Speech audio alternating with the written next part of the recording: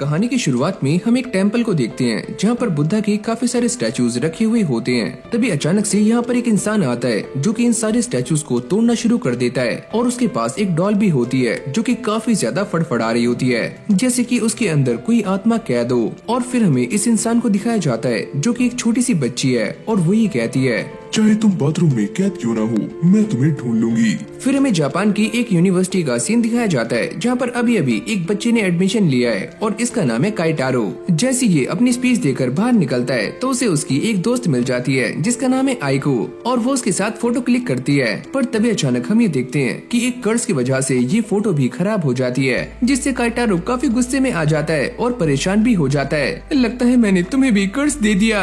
आइको उससे कहती है, इसमें तुम्हारी कोई भी गलती नहीं है, मैंने ही तुमसे फोटो खिंचवाने के लिए कहा था। अब काइटारो ये बताता है कि जब भी कोई मेरे साथ फोटो खिंचवाता है तो उसके साथ ऐसा ही होता है। जिसके बाद हमें काइटारो के बारे में बताया जाता है कि उसके एक हाथ में हमेशा ही एक ग्लव होता है और जब वो हाई स्कूल में था तब एक आत्मा ने उसे एक कर्ज दे दिया था और इसलिए वो अपने एक हाथ में ग्लव पहन कर रखता है। साथ में हमें ये बताया जाता है कि सारी की सारी आत्माएं काइटारो की तरफ खुद ही खींची चली आती हैं। इसकी वजह से ही इसकी फ्रेंड को भी कर्ज हो जाता है, जिसके बाद ये 2 सालों तक अपने रूम में रहता है। फिर आइको और उसकी फैमिली उसे बाहर जाने के लिए मोटिवेट करती हैं और ये दोबारा से नॉर्मल लाइफ जीने के लिए रेडी हो जाता है। इस तरफ आइको ने उसके लिए एक जॉब ढूंढ ली होती है और वो उसे ये सारा कुछ बताकर यहाँ से निकल जाती है। जिसके बाद वो उस जगह पर आ जाता है जहाँ पर उसे आइको ने बताया था और ये एक प्राइवेट कोचिंग सेंटर होता है। यहाँ पर एक बंदा काइटारो से ये कहता है कि तुम्हें एक बच्ची को ट्यूशन देना है जिसका नाम है याओई। काइटारो की इस बात से काफी ज्यादा फट रही होती है क्योंकि उसने आज से पहले काफी लंबे टाइम तक किसी से भी बात नहीं की है। अब अगली सीन में हमें दोबारा से उसी बच्ची को दिखाया जाता है जो कि एक कैंडल लेकर एक रूम में जा रही होती है जहाँ पर काफी सारी कर्स वाली डॉल्स हैं। बाहर आओ,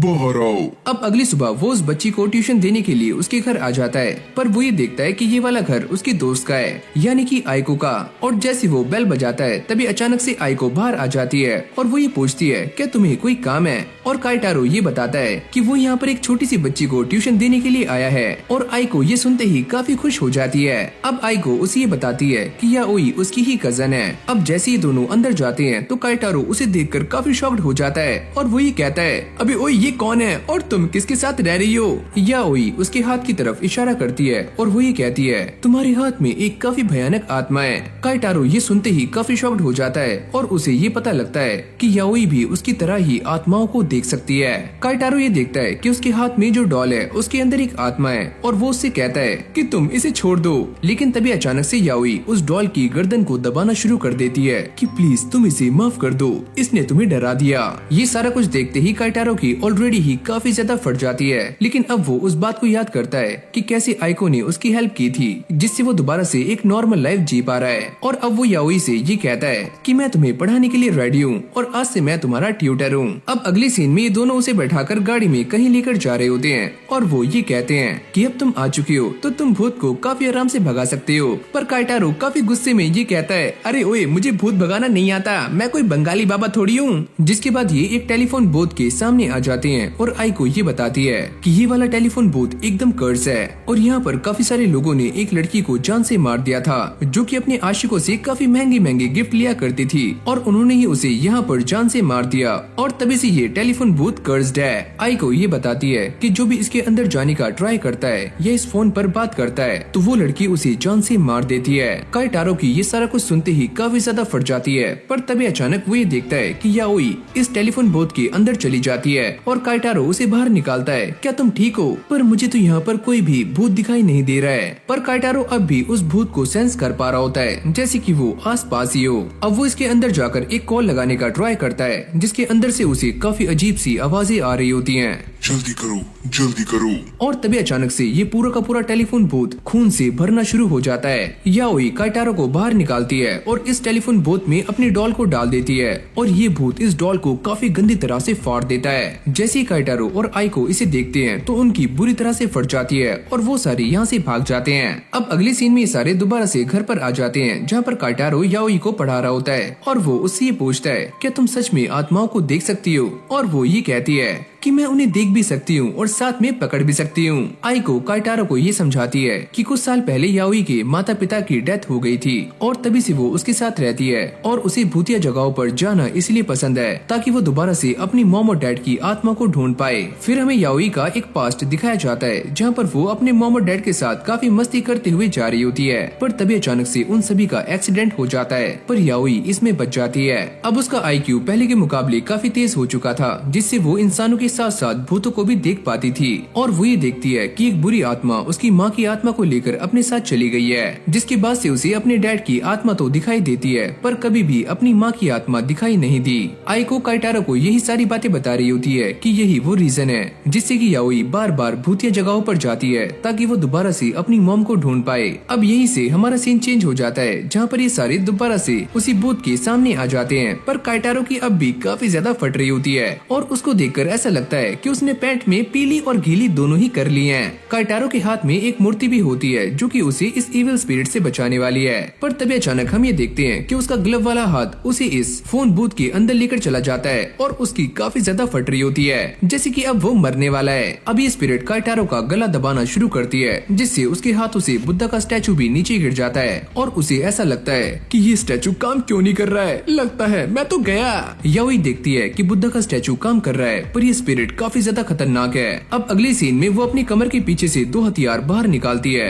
और आसमान में कूदते हुए स्पिरिट से ये कहती है अगर तुम वायलेंस को चूज करना चाहती हो तो लो फिर। और वो इस बुद्धा के स्टैचू से इस भूत के ऊपर एक जोरदार अटैक करती है जिससे कि ये पूरा का पूरा भूत तहस नहस हो जाता है। और अब इस फोन में से एक आवाज आ रही होती है जो काफी जोर से चिल्लाने की होती है, जिसके बाद वो इस फोन की वायर को भी काट देती है और अब वो काइटारो के पास आकर उससे ये कहती है कि तुम्हें घबराने की कोई भी जरूरत नहीं है, भूत चाहे कितना भी स्ट्रांग हो पर मैं तुम्हारे साथ हूँ और मैं हमेशा ही तुम्हारी हेल्प करूंगी। अब जैसे ये सारे घर जा रहे होते हैं तो काइटारो को दोबारा से उसी स्पिरिट का एहसास होता है क्योंकि अभी वो फोन याओई के पास में है। घर आने के बाद काइटारो काफी ज्यादा परेशान होता है और उसे समझ नहीं आता कि उसके साथ क्या हुआ है और तभी आइको उसे ये बताती है कि जब तुम फोन पर बात कर रहे थे तो तुमने काफी इविल स्माइल की। क्या सच में मैंने ऐसा किया?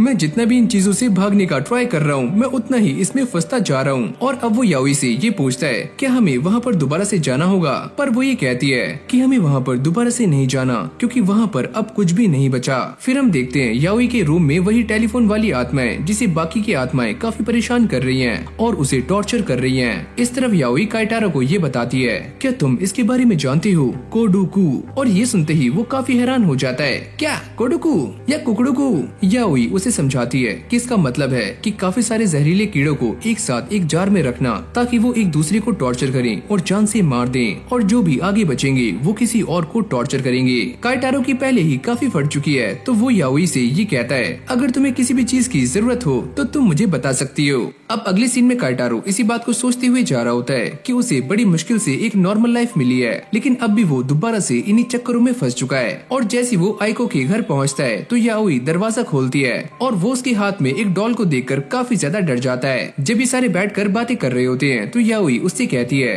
कि उन्हें दोबारा से एक भूतिया जगह पर जाना है, पर काइटारो इस चीज के लिए साफ मना कर देता है और वो बहाना लगाते हुए ये बताता है कि पहले उसे एक आत्मा ने कर्ज दे दिया था और इसी के इलाज के लिए उसे बार बार कहीं पर जाना पड़ता है तो वो उनके साथ नहीं आ सकता।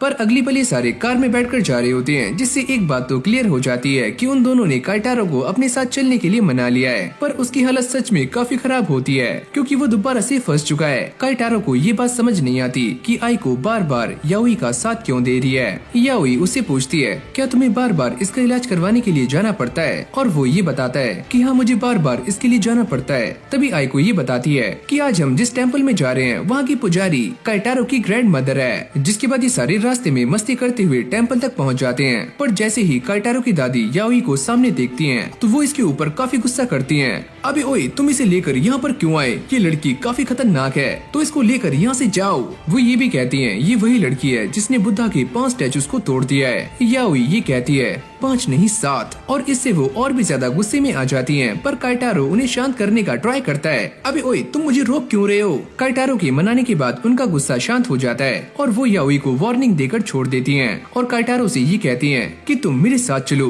कर्ज को एक्सरसाइज करवाने का टाइम हो चुका है। अब उसकी दादी और एक और इंसान उसके हाथ पर कर्ज की एक्सरसाइज करवा रहे होते हैं और उसकी दादी उससे कहती है, अगर तुम काफी अच्छा खाना खाओगे और रोज एक्सरसाइज करोगे तो बुरी आत्माएं तुम्हारे ऊपर हावी नहीं होंगी। काइटारो ये सोचता है अगर उसकी दादी उसके साथ ना होती तो वो कभी भी एक नॉर्मल लाइफ जी नहीं पाता। याओई इस कमरे में झांकने का ट्राई करती है पर आइको उसे रोक लेती है और साथ में उसे काइटारो के हाथ की एक फोटो दिखाती है जिसके ऊपर काफी सारी छोटी छोटी व्हाइट कलर की वेन्स होती हैं जो दिखने में काफी अजीब लग रही होती हैं। उसकी दादी एक डिवाइन सॉर्ड का इस्तेमाल करते हुए इन सारी नसों को काट देती हैं। जैसे ही इस कर्ज की एक्सरसाइज खत्म हो जाती है तो काइटारो और उसकी दादी बाहर आ जाते हैं और वो दोनों ही काफी थक चुके हैं। तभी आइको और याओई भी यहाँ पर आ जाते हैं। याओई उनसे कहती है, क्या मैं इन नसों को रख सकती हूँ? अरे हाँ, तुम रख लो, और वैसे भी तुम्हें भूतिया चीजें काफी पसंद है। और वो इन दोनों को ये बताती है कि इस वाले मंदिर के बेसमेंट में एक काफी खतरनाक डॉल है और किसी का भी वहाँ पर जाना वर्जित है। फिर हमें काइटारो को दिखाया जाता है जिसे रास्ते में जाते हुए एक डॉल मिलती है और उसे ऐसा लगता है कि ये डॉल उसकी दादी से गलती से यहाँ पर छूट गई होगी,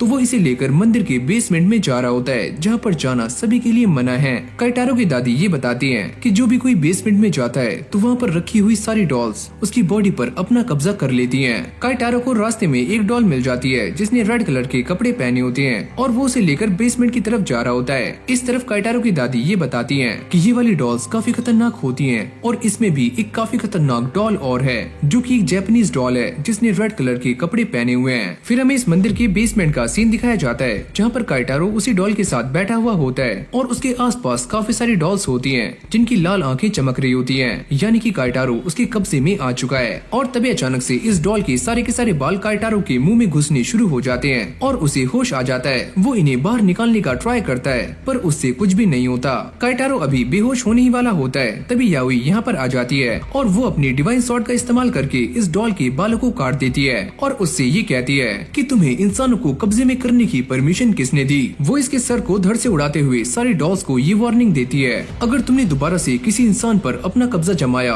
तो मैं तुम्हारा सर तुम्हारे धड़ से अलग कर दूंगी, समझी? ये सुनते ही सारी की सारी डॉल्स दोबारा से नॉर्मल हो जाती हैं। अब उसकी दादी और आइको भी यहाँ पर आ जाते हैं। काइटारो ये सोचता है कि याओई ने बिना अपनी जान की परवाह किए हुए उसकी जान बचाई। अभी सारे दोबारा से वापस जाने के लिए रेडी हो जाते हैं और काइटारो अपनी दादी से ये कहता है कि अब मैं ये बात कह सकता हूँ कि याओई काफी अच्छी लड़की है और वो मेरी पहली स्टूडेंट है, तो मैं उसका ख्याल रखना चाहता हूँ। पर इस लड़की ने जो बुद्धा के स्टैचूज तोड़े हैं वो तुम्हें रास्ते में परेशान कर सकते हैं, तो जाते हुए उनके लिए एक गिफ्ट ले लेना और उससे प्रे करना जिससे तुम बच जाओगे।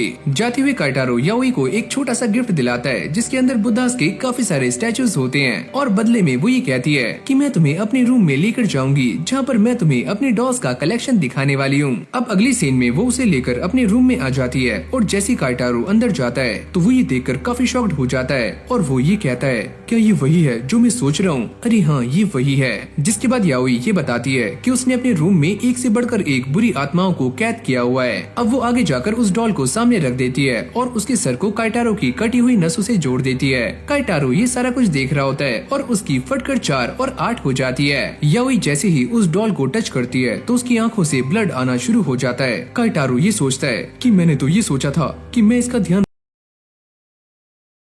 जा रहा हूँ, मैं अपनी नॉर्मल लाइफ से काफी दूर होता जा रहा हूँ। लगता है मैं बुरी तरह से फंस चुका हूँ। आइको जैसे ही पीछे से आकर काइटारो के कंधे पर हाथ रखती है तो उसकी और भी ज्यादा फट जाती है। इसकी भैंस की टैट कौन है बे? अब आइको उसे सारा कुछ समझाती है कि जब से याओई यहाँ पर आई है तब से यहाँ पर कोई भी गड़बड़ नहीं हुई है, तो तुम भी शांत हो सकते हो। लगता है ये आत्माओं को देख नहीं सकती और इसलिए ये ऐसी बकवास कर रही है। और तभी याओई कमरे से बाहर आ जाती है और वो ये कहती है कि मैं तुम सभी को कुछ भी नहीं होने दूंगी और साथ में काइटारो तुम्हें भी, पर इसके लिए मुझे तुम्हारे नाखून चाहिए। क्या नाखून? अब अगली सीन में काइटारो उसे दोबारा से ट्यूशन पढ़ाने के लिए जा रहा होता है पर उसे वहाँ पर नहीं जाना। जिसके बाद वो आइको के बारे में याद करता है कि आइको ने उसकी काफी हेल्प की है, तो इसलिए वो वहाँ चला जाता है। और जैसी आइको दरवाजा खोलती है तो काइटारो ये देखता है कि आइको एकदम सही है और उसे कुछ भी नहीं हुआ। आइको उसे बताती है कि जब से याओई यहाँ पर आई है तो उसे कोई भी दिक्कत नहीं है। तभी अचानक से याओई यहाँ पर आ जाती है जो कि काइटारो की नाखूनों को काटना शुरू कर देती है। अबे ओए, ये तुम क्या कर रही हो? काइटारो उसे पढ़ाने का ट्राई करता है पर याओई बार बार उसके नाखूनों के पीछे पड़ी हुई होती है और काइटारो उसे साफ मना कर देता है कि मैं तुम्हें अपने नाखून नहीं दूंगा। तभी आइको उससे बोलती है कि चलो दोबारा से एक और भूतिया जगह पर जाते हैं, पर भाई वो हमेशा की तरह ही इसके लिए मना कर देता है। और जैसी आइको उसे जाने के लिए कहती है तो वो उसके ऊपर काफी गुस्सा हो जाता है, जिसके बाद ये दोनों गाड़ी में आकर बैठ जाते हैं और याओई उससे कहती है कि तुम हमारे साथ चलोगी, पर काइटारो काफी गुस्से में होता है और वो उन्हें साफ मना कर देता है। याओई उससे कहती है पर मुझे तो ऐसा लगा था कि तुम्हें भी भूतिया चीजें काफी अच्छी लगती हैं, और क्या तुम्हें तुम्हारा ये कर्ज पसंद नहीं है? काइटारो उससे कहता है अरे ओए मुझे ये बिल्कुल भी पसंद नहीं है, अगर मेरा बस चले तो मैं इसे निकाल कर फेंक दूं। ये जानने के बाद याओई काफी निराश हो जाती है और वो आइको से कहती है कि वो गाड़ी स्टार्ट करे, और ये दोनों ही उस भूतिया जगह पर निकल जाते हैं और जाते हुए काइटारो के बारे में ही बातें कर रहे होते हैं। जाते हुए याओई ये बताती है कि काइटारो के कर्ज को दूर किया जा सकता है, जिससे आइको भी काफी खुश होती है और ये कुछ सामान लेने के लिए चले जाते हैं। काइटारो भी टहलते हुए एक मॉल में आ जाता है ताकि वो याओई के लिए कुछ सामान ले सके जिससे उसकी स्टडी में हेल्प हो। याओई जाते हुए आइको को ये बताती है कि वो दोनों एक ऐसी डिवाइन सिटी में जा रहे हैं जहाँ पर एक टेम्पल है और वहाँ पर उन बच्चों को दफनाया जाता है जो कि पैदा होने से पहले ही मारे जाते हैं, और उस जगह पर बुद्धा के काफी सारे स्टैचूज हैं जो कि माँ और बच्चे को दर्शाते हैं। याओई ये बताती है कि वहाँ पर एक देवी की आत्मा है जो काफी बुरी बन चुकी है।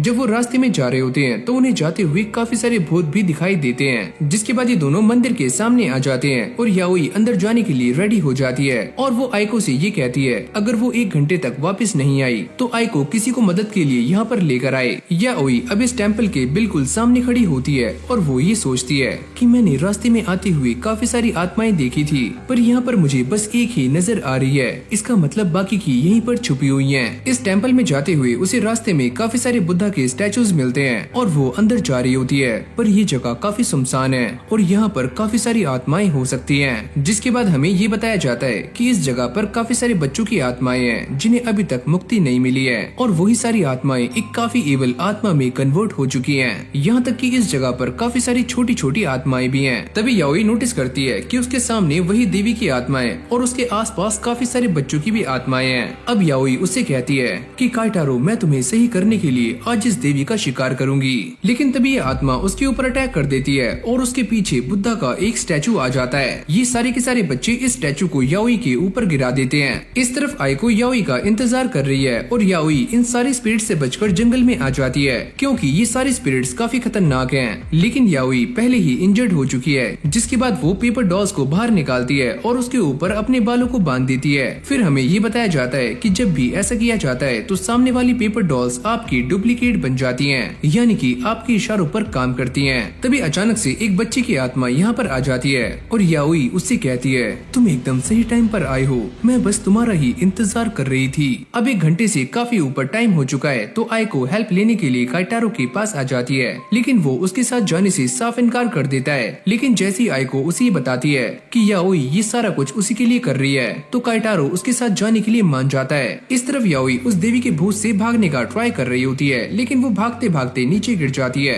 अब जैसे ये भूत उसके ऊपर अटैक करने वाला होता है तभी याओई उस पेपर डॉल को सामने कर देती है। अब इस भूत को ऐसा लगता है कि ये वाली पेपर डॉल एक बच्चा है तो इसलिए वो पीछे हट जाती है और इसी मौके का फायदा उठाकर याओई यहाँ से भाग जाती है और वो सारी की सारी आत्माओं को अपनी पेपर डॉल से चकमा दे देती है और खुद घर में आ जाती है। काइटारो भी उसे बचाने के लिए मंदिर में आ जाता है, लेकिन उसकी खुद की काफी फट रही होती है, लेकिन फिर भी वो हिम्मत करके अंदर जाता है। काइटारो उसे बार बार आवाजें लगा रहा होता है और जैसे याओई उसे देखती है तो वो ये देखकर काफी शॉक्ड हो जाती है कि काइटारो के पीछे काफी सारी आत्माएं हैं। तो वो जल्दी से इस मूर्ति की एक उंगली तोड़ देती है और कूदकर काइटारो की गोद में आ जाती है और काइटारो फटाक से उसे लेकर यहाँ से भाग जाता है। लेकिन यहाँ से जाते हुए आइको की गाड़ी पर एक छोटा सा स्क्रैच आ जाता है। काइटारो जो एक काफी अच्छा इंसान है तो उसे ही ये सारा खर्चा पे करना पड़ता है। शाम में काइटारो याओई को अपनी पीठ पर लेकर जा रहा होता है और वो उसे थैंक्स करता है कि याओई ने उसके लिए काफी कुछ किया है, और उसे भी अपने मॉम और डैड की याद आ जाती है जिससे वो रोना शुरू कर देती है।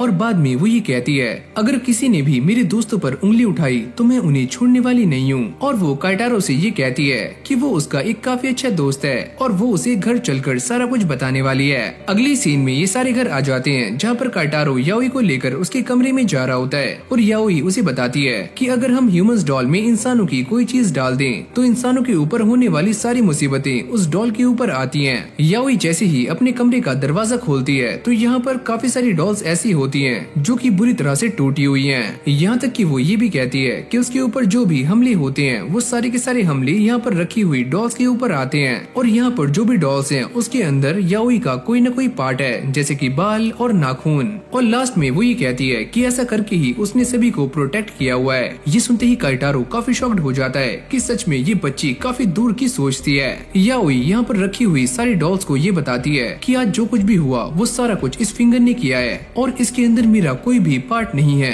तो तुम जो चाहे इसके साथ कर सकती हो। और यहाँ पर रखी हुई सारी डॉल्स काफी गुस्से में होती हैं क्योंकि उन्हें काफी नुकसान पहुँचा है। ये सारी आत्माएं इस उंगली वाली आत्मा को मारना शुरू कर देती हैं और उसे काफी बुरी तरह से टॉर्चर कर रही होती हैं और वो याओई से माफी मांग रही होती है कि प्लीज मुझे बचा लो। काइटारो ये सारा कुछ देखकर काफी हैरान हो रहा होता है और उसे ये समझ आ जाता है कि याओई किस तरह से आत्माओं को कंट्रोल करती है। काइटारो उससे पूछता है कि वो ये सारा कुछ क्यों कर रही है, उसके पास इतनी सारी आत्माएं क्यों हैं। याओई उसे बताती है कि जिस आत्मा ने उसकी माँ की आत्मा को कैद किया हुआ है वो वाली आत्मा काफी स्ट्रॉन्ग है और उससे लड़ने के लिए ही याओई को काफी सारी आत्माएं चाहिए जो काफी स्ट्रॉन्ग हो। याओई कहती है अगर उसके पैर में चोट नहीं लगी होती तो वो पूरी की पूरी मूर्ति को ही उठाकर लाने वाली थी, जिससे काइटारो का कर्ज काफी जल्दी दूर हो सकता था। काइटारो ये कहता है अगर इससे मेरा कर्ज दूर हो सकता है तो पक्का उस लड़की का भी हो सकता है जिसे मेरी वजह से कर्ज लगा था। और हाँ, वो लड़की कोई और नहीं है, उसका नाम है आइको। फिर हमें एक पास्ट का सीन दिखाया जाता है जहाँ पर आइको ने याओई को अपने हाथ का ग्लव उतार कर दिखाया था और याओई ये देखकर काफी शॉक्ड हो जाती है कि उसके हाथ में भी सेम वैसा ही कर्ज होता है जैसे कि काइटारो के हाथ में है। अब प्रेजेंट में हम ये देखते हैं कि याओई काइटारो को ये समझा रही होती है कि जिस आत्मा ने उन दोनों को ये कर्ज दिया है अगर वो उसे ही खत्म कर दें तो ये कर्ज खत्म किया जा सकता है। काइटारो ये सुनने के बाद थोड़ा सा हैरान हो जाता है, जिसके बाद वो आइको के बारे में सोचता है कि वो ऐसा करके आइको को फ्री कर सकता है। जिसके बाद वो याओई से ये कहता है कि मुझे इसके लिए थोड़ा टाइम चाहिए। याओई उसे समझाने का काफी ट्राई करती है कि वो ऐसा करके उन दोनों की लाइफ को दोबारा से नॉर्मल कर सकता है। जिसके बाद काइटारो दोबारा से आइको के बारे में सोचना शुरू करता है कि उसने उसकी लाइफ को नॉर्मल करने में काफी हेल्प की है और साथ ही में वो ये भी सोच रहा होता है क्या उसे दोबारा से इन्हीं चीजों में पढ़ना चाहिए जिससे वो हमेशा ही भागता रहा है। फिर हमें सुबह का सीन दिखाया जाता है जहाँ पर आइको कॉलेज जाने के लिए रेडी हो रही होती है पर उसे समझ नहीं आता कि उसे क्या पहनना है। काइटारो उससे कहता है अरे ओए जो भी पहन रही हो जल्दी पहनो, हम लेट हो रहे हैं। अरे हाँ बड़े आए लेट होने वाले, और वैसे भी मैं कार से जा सकती हूँ। जिसके बाद ये सारे कॉलेज के लिए निकल जाते हैं और जैसी आइको कॉलेज पहुँचती है तो काफी सारे बच्चे उसे घेर लेते हैं और उसे अलग अलग चीजों में ज्वाइन करने के लिए कहते हैं जैसे कि कंप्यूटर लैब और साइंस लैब। जिसके बाद काफी सारी लड़कियां आइको को घेर लेती हैं। काइटारो जैसे ही ये देखता है तो वो ये सोचता है कि आइको की सोशल लाइफ काफी अच्छी है पर फिर भी वो मेरे साथ है। काइटारो अपने आप को अब भी उसी बात के लिए कोस रहा होता है कि उसी की वजह से ही आइको को कर्ज लगा है और तब अचानक से आइको उसके सामने आ जाती है और वो ये कहती है क्या तुम भी मेरे साथ ज्वाइन करना चाहते हो, पर तुम ऐसा क्यों कर रही हो, ताकि तुम मेरे साथ पढ़ सको और मैं तुम्हारे साथ एक ही क्लास में पढ़ना चाहती हूँ। अभी दोनों बैठकर बातें कर रहे होते हैं जहाँ पर आइको उससे कहती है कि काइटारो को एक भूतिया कोर्स को ज्वाइन करना चाहिए, पर काइटारो इस चीज के लिए मना कर रहा होता है और साथ में वो ये सोचता है कि आइको को भूतिया चीजें हमेशा से ही काफी अच्छी लगती हैं, पर उसकी वजह से ही वो इन चीजों से दूर है। लेकिन भाई आइको इमोशनल ड्रामा करना शुरू कर देती है, जिसके बाद काइटारो उसकी बात मान जाता है। अब अगली सीन में हम ये देखते हैं कि ये सारे भूत वाली क्लासरूम में आ जाते हैं जहाँ पर टीचर उन सभी को पहले ही वार्न कर देते हैं कि ये वाली कहानी काफी भूतिया होने वाली है और हाँ ये एक सच्ची घटना है, तो अपने कान और आंखें खोलकर सुनना और साथ में दिलों को संभाल लो। यहाँ पर वो इन सभी को एक कैसेट के बारे में बताते हैं जिसका नाम है सुशाई और इसमें एक बच्चे ने अपने आप को आग लगाकर जान से मार लिया था। साथ में वो ये कहते हैं कि जो भी इस वीडियो को देखता है वो भी अपने साथ रियल लाइफ में कुछ ऐसा ही करता है। ये सुनते ही काइटारो की और भी ज्यादा फट जाती है, लगता है मैं दोबारा से मरने वाला हूँ। अब अगली पल ये वीडियो स्टार्ट हो जाती है जहाँ पर एक लड़का सामने बैठा होता है और उसके आसपास काफी सारी परछाइयां भी होती हैं जो कि यहाँ पर केरोसिन को फैलाने में उसकी हेल्प कर रही होती हैं। पर जैसे ये लड़का दोबारा से अपनी चेयर पर बैठता है तो वो दिखने में काइटारो की तरह लग रहा होता है। काइटारो उसे देखकर काफी शॉक्ड हो जाता है और साथ में आइको भी, और अगली पल वो अपने आप को आग लगा लेता है और तभी ये वीडियो एंड हो जाती है, यानी कि फिल्म की समाप्ति। टीचर भी इस वीडियो को देखने के बाद काफी शॉक्ड हो जाता है और वो ये कहता है जब मैंने पहले इस वीडियो को देखा था तो इसमें कुछ ऐसा नहीं था, और ये बोलते ही वो यहाँ से भाग जाता है। मैं जा रहा हूँ बंगाली बाबा को बुलाने के लिए। अब देखते ही देखते पूरी क्लास खाली हो जाती है और यहाँ पर बस यही 3 बच्चे बचते हैं और तभी याओई देखती है कि उसके पास जो डॉल है वो अपने आप ही जलनी शुरू हो गई है और याओई उन सभी को ये बताती है कि इस डॉल के अंदर हमारी नाखून है, अगर ऐसा नहीं होता तो अभी तक हम सारे मारे जाते। जिसके बाद याओई इस टेप के ऊपर नमक डाल देती है और इसके अंदर से खून निकलना शुरू हो जाता है। साथ में वो ये बताती है कि ये वाली आत्मा मेरी आत्मा से काफी स्ट्रॉन्ग है और इसीलिए वो जल गई। जिसके बाद वो इस कैसेट वाली आत्मा को एक बॉक्स में रख देती है और उसके सामने वही वीडियो प्ले कर देती है, जिससे ये वाला कर्स इसी आत्मा को लग जाए, यानी कि नहले पे दहला। पर जैसे ही याओई इस वीडियो को चालू करती है तो काइटारो का हाथ जलना शुरू हो जाता है और वो उसे काफी जल्दी बुझाता है, लेकिन उसकी फटकरचार हो जाती है और उसे समझ नहीं आता कि उसके साथ क्या हो रहा है। अब ये सारे यहाँ से भागने के बारे में सोचते हैं, पर ये कार और ट्रेन से भी जा नहीं सकते क्योंकि वहाँ पर भी सभी की जानों को काफी खतरा है और ये कर्स काइटारो के ऊपर लग चुका है, तो उसके साथ साथ बाकी लोग भी जल सकते हैं। तो वो इन दोनों से कहता है कि तुम दोनों यहाँ से जाओ, ये सारा कुछ मैं खुद ही हैंडल कर लूंगा। काइटारो इस टाइम काफी परेशान हो रहा होता है, तभी आइको उसके पास जाकर बैठ जाती है और उसे वो वक्त याद दिलाती है जब काइटारो ने उसकी हेल्प की थी और उसे एक एक्सीडेंट में बचाया था। काइटारो भी उन सारी बातों को याद करता है कि कैसे आइको ने हमेशा ही उसका साथ दिया है, और ये सारी बातें याद करते ही उसकी आंखों में आंसू आ जाते हैं और वो इनके साथ चलने के लिए मान जाता है। जिसके बाद ये सारे कार में बैठ जाते हैं और काइटारो को पूरी तरह से नंगा कर दिया जाता है। बस उसके हाथ में एक कपड़ा बंधा हुआ होता है ताकि ये वाला घोस्ट काइटारो को जला ना पाए, और अगर गलती से उसके हाथ में आग लगती है तो इसे आसानी से बुझाया जा सके। जैसे ये गाड़ी स्टार्ट होती है तो याओई इस कार्टन में वीडियो को भी स्टार्ट कर देती है और अगले पल हम ये देखते हैं कि काइटारो के हाथ में आग लग जाती है और वो इसे बुझाने के लिए अपने हाथ को विंडो से बाहर कर देता है, जिससे आग काफी आराम से बुझ जाती है। लेकिन अगले पल ये कार्टन बॉक्स काफी जोर से हिलना शुरू हो जाता है और उसके हाथ में दोबारा से आग लग जाती है। अबे ओए, ये क्या हो रहा है? अब ये आग बार बार काफी तेज हो रही होती है और याओई ये समझ जाती है कि ये वाला भूत अपनी पूरी ताकत का इस्तेमाल कर रहा है। जैसे ही लाइट ग्रीन होती है तो आइको कार को काफी तेजी से भगाती है, जिससे फाइनली काइटारो के हाथ में लगी हुई आग बुझ जाती है और ये कार्टन बॉक्स भी हिलना बंद हो जाता है। याओई को ऐसा लगता है कि ये वाली आत्मा हार चुकी है और याओई इसे ले जाकर अपने कमरे में रख देती है। और जैसे ये सारे काइटारो के हाथ का इलाज करवाकर वापस आ रहे होते हैं तो आइको उसे सारा कुछ एक्सप्लेन करती है कि आखिरकार उस इंसान के साथ क्या हुआ था, और वो ये बताती है कि सारे लोग उसे काफी ज्यादा परेशान किया करते थे और बाद में उन लोगों ने उसकी फैमिली को भी परेशान करना शुरू कर दिया और इससे तंग आकर उस इंसान ने अपने आप को आग लगा ली। आइको ये कहती है कि ऐसा होने के बाद उस इंसान की आत्मा ने उन सारे लोगों को भी जान से मार दिया और ऐसे ये कर्स एक के बाद एक आगे बढ़ता जा रहा था। और फिर हमें याओई का एक पास्ट दिखाया जाता है जहाँ पर उसके पास वही घास वाली डॉल होती है और वो ये कहती है कि तुमने काइटारो को नुकसान पहुँचाया है तो इसकी सजा तुम्हें मिलकर रहेगी। ऐसी बात करते करते ये दोनों भी अपने घर आ जाते हैं और आइको भी अपनी अलमारी में घुस जाती है जहाँ पर उसने काइटारो की काफी सारी पिक्चर्स लगाई हुई होती हैं। और फिर हमें ये पता लगता है कि आइको एक साइको है जो कि काइटारो से काफी ज्यादा प्यार करती है। वो अपने आप को बार बार मुसीबत में इसीलिए डालती है ताकि काइटारो उसकी हेल्प करे और वो उसके और भी ज्यादा करीब आ जाए। जिसके बाद काइटारो अपने स्कूल के दोस्तों से मिलने के लिए उनके पास आ जाता है और वो ये सारा कुछ इसीलिए कर रहा है ताकि वो अपने आप को भूतों से दूर रख पाए और साथ में लोगों से ज्यादा कनेक्ट भी कर पाए। फिर हमें एक फ्लैशबैक दिखाया जाता है जहाँ पर आइको ने उसके लिए काफी सारा सामान खरीदा होता है ताकि काइटारो सभी के साथ काफी अच्छे से घुल मिल पाए और वो देखने में एकदम सोना मुंडा लगे। कहानी दोबारा से प्रेजेंट में आती है जहाँ पर काइटारो की इस बात से काफी ज्यादा फट रही होती है कि वो इन सारे लोगों से बातें कैसे करे।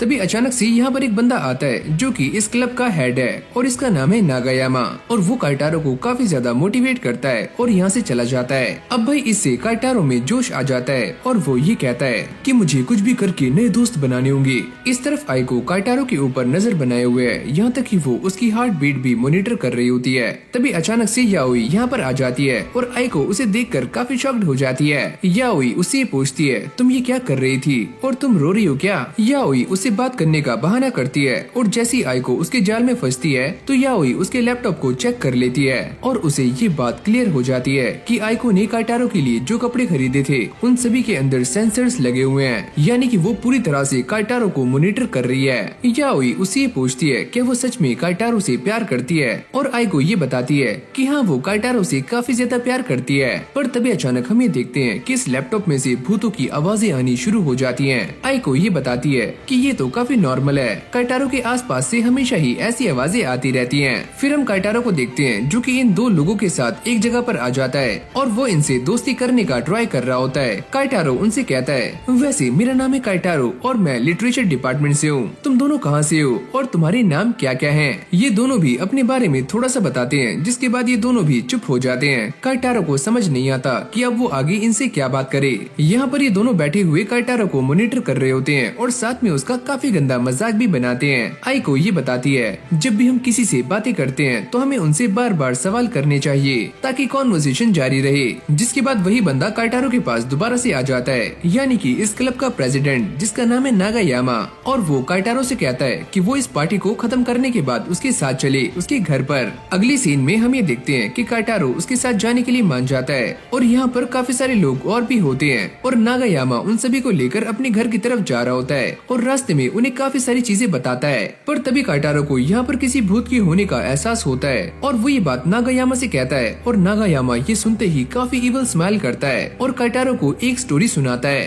अरे बच्चे, क्या तुम ये बात जानते हो कि रियो यूनिवर्सिटी में एक ऐसा क्लब है जहाँ पर सारे लोग अपने आप ही सुसाइड कर लेते हैं और जब भी नए बच्चे उसके अंदर शामिल होते हैं तो वो भी एक एक करके मारे जाते हैं और वो क्लब फिर भी बंद नहीं हुआ। जिसके बाद काफी सारे बच्चे उसके अंदर आते रहे और ऐसे ही मारे जाते हैं। काइटारो उनसे पूछता है कि आखिरकार उस क्लब को अभी तक रोका क्यों नहीं गया। वो ये बताते हैं कि ऐसा करना इम्पॉसिबल है क्योंकि जब भी ऐसी घटनाएं होती हैं तो वो क्लब अपना नाम चेंज कर लेता है और कोई भी आज तक उस क्लब को आइडेंटिफाई नहीं कर पाया है। यहाँ तक कि वो ये भी कहते हैं कि उस क्लब में सारा कुछ चेंज हो जाता है सिवाय एक नाम के, और मुझे ऐसा लगता है कि वही नाम ये सारा कुछ करवा रहा है। ये सारी बातें सुनने के बाद काइटारो की काफी ज्यादा फट रही होती है और नागायामा उससे कहते हैं कि वो इंसान जो ये सारा कुछ करवा रहा है वो भी उन बच्चों के साथ मारा जाता है, लेकिन वो दोबारा से जिंदा हो जाता है और हर बार अपने फेस को चेंज कर लेता है, इसीलिए उसे पकड़ना बिल्कुल भी आसान नहीं है। काइटारो ये सारी बातें काफी गौर से सुनते हुए जा रहा होता है। नागायामा उससे कहते हैं, क्या तुम उस इंसान के नाम के बारे में जानना चाहते हो? वैसे उसका नाम है नागायामा।